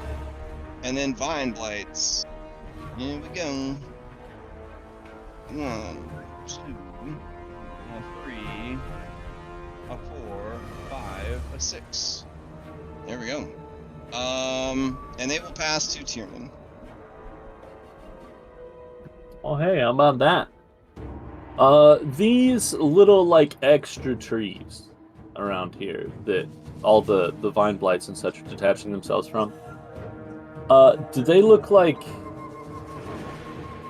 you know, those trees that sprout more trees by like growing their roots through the ground and then popping back up? Mm-hmm. Does it look like that? Like, does it look like if I attack a baby tree, I will inflict harm upon Papa Tree? I will tell you the same thing I told Laya without a recall knowledge check, and that is you can attack anything you want in Dungeons and Dragons. All right. So I want to look for the most threatening worm within reach. And, So the most threatening thing that seemed to pop out of the ground would be these big ass fucking spiders. But as far as the trees that are still there, how menacing they look, it's hard to tell if any one particular tree is any more menacing than the other. You would imagine that if they have enough bulk to make terrain walls, they're probably more significant than the other trees. Does that make sense? It does make sense.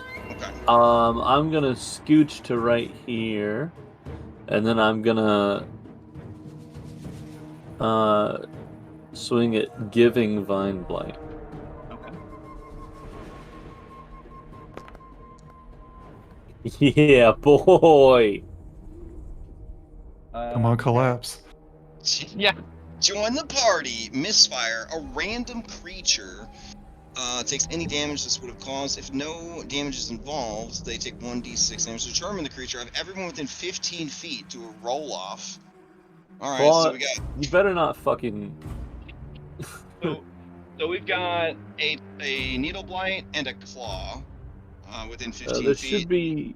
And then you got your original target. So it's 15 feet of the original target. Okay. I guess you? Are you an original? Are you within random creature within 15 feet of the original creature? So yeah. Alright, give me a d20. This first one that I'm gonna roll is for that needle blight. The second one I'm gonna roll is for Le Bear. Okay, so, hey, you hit yourself for 9 damage. Alright. Awesome. Alright, attack number 2. Okay. This time I'm gonna aim at myself so that when I nat one, I'll hit someone else. No, okay, I'll aim at the same blight. With the rolls yesterday and today, maybe could be a strategy. Oh my god, don't remind me of yesterday. Good god, I took a screenshot because I was like, I cannot believe it. I cannot believe how bad these rolls are. So many at once. Definitely gonna hit. The creature takes 6 points of slashing damage. All right. Anything else with your and before I forget again, I'm gonna just oil myself up here. Okay. As one does in the middle of battle. Yeah. Yeah. I say, thought, steel skin ointment, and then he slithers around underneath me. Being my little slimy masseuse. Where the fuck did Tiernan get a chest burster? Yeah. Okay. You may pass to Claw or Irene. I'll pass the Claw. Okay. Alright, Claw squares off. I'm sorry that could have hurt you. Aw. Claw just poo-poos you with his claw. He's busy. He's fighting a powerful enemy. He's gonna use his claws. Signature weapon. That is going to hit. And it's going to kill the Twiglet. He lets out a triumphant roar, and he sees that you've got something to fight, so he's just gonna move over there and target it. Again, he's a bear. He doesn't totally understand that you guys are trying to kill the big tree of the center. He's just here to party and have a good time. Look, I'm all for somebody helping kill ads. Like, alright, unfortunately an 11 is not going to get through the defenses. That he's going to give you the pulse, or he's going to roar at you and give you the pulse action, and that's its full action economy. Never has an animal companion been this efficient in combat. Wow. Alright. A mousekin and his lion are just sad from the other multiverse. Where's the team up? Where's the team up between Claude and Claw? You know what I'm saying? I mean, I feel like we got something baking there in the background. We save it for extra life. He's passing to Irenia. Irenia is going to... God damn it. Daniel, you and Irenia face off against the insurmountable foe that is this guy. As she goes to fire over the side of the battle, Esmeralda says, we need to focus on the tree! Everything is tied to the tree! And Irenia shouts back, I have a crossbow. It's going to shoot at the needle blade. Anyone feel that her deals pain. whatever I would say in character to mean slashing damage should attack the tree. I mean, you can take lightning damage. I mean, that's fair. I mean, cutting, you gotta cut it up, you gotta chop it up. So she does hit this thing for 4. It does not kill it. She misses with the next attack. It lets out a little as it lives to fight another day. She is going to use her bonus action to make it an easy target. And then going into the next round, she's going to pass to Daniel so that Daniel can do what no one else can. Kill this fucking needle blade. And save that for next session, because we're wildly over. Oh my god, are we? Oh yeah. shit! Oh my god. I mean, I would Wow. love to play D&D for the rest of the day, but I don't know about everyone else. Sorry guys, my time blindness is so bad. Okay, I must have just played right through my alarm. Okay. Sorry to keep you guys prisoners for so long. Okay. So, also just excited this. You're the first group to fight the Golthius tree, so very excited. This is a big deal. I'm so excited for you guys. Those of you that live, it's gonna be really great. Okay. So, quick announcements. Tonight we got Mythic Odyssey. Tomorrow we have Outlaws Sunset. We are all learning Pathfinder together, and it has been a journey of hands. A distance that we walk measured in hands. And you can continue that journey with us tomorrow night. Tuesday, you could maybe not continue the journey with us in Abomination Vaults unless you like seeing me and Remy and Stone and Larios cry a lot. Because last session, it was real bad. But if you like seeing people miserable when they play, tabletop, I guess you could hang out on Tuesday. Oh no, it's pretty mean of you though. There's also Cyberpunk, where they only have fun all the time, apparently. In the greatest system of all time. Wednesday we got Baldur's Gate. Wednesday we got Baldur's Gate 3. Thursday we've got Curse of Strahd Nightfall. Who knows what they're up to? Hard to say. Friday I don't think anything's going on. Saturday we've got Outlaws High Noon.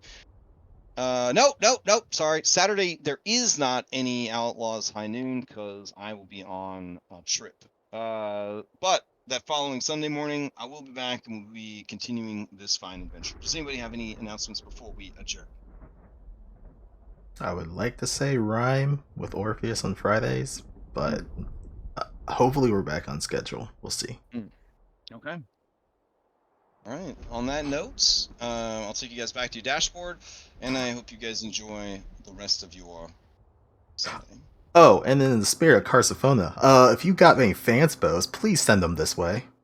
Sure you don't want to ask for your Saturday game? I heard you guys spent all of your fanspiration. All 15 of it or something? Is that I'll admit, I was kind of frustrated, so I'm not going to talk about Saturday.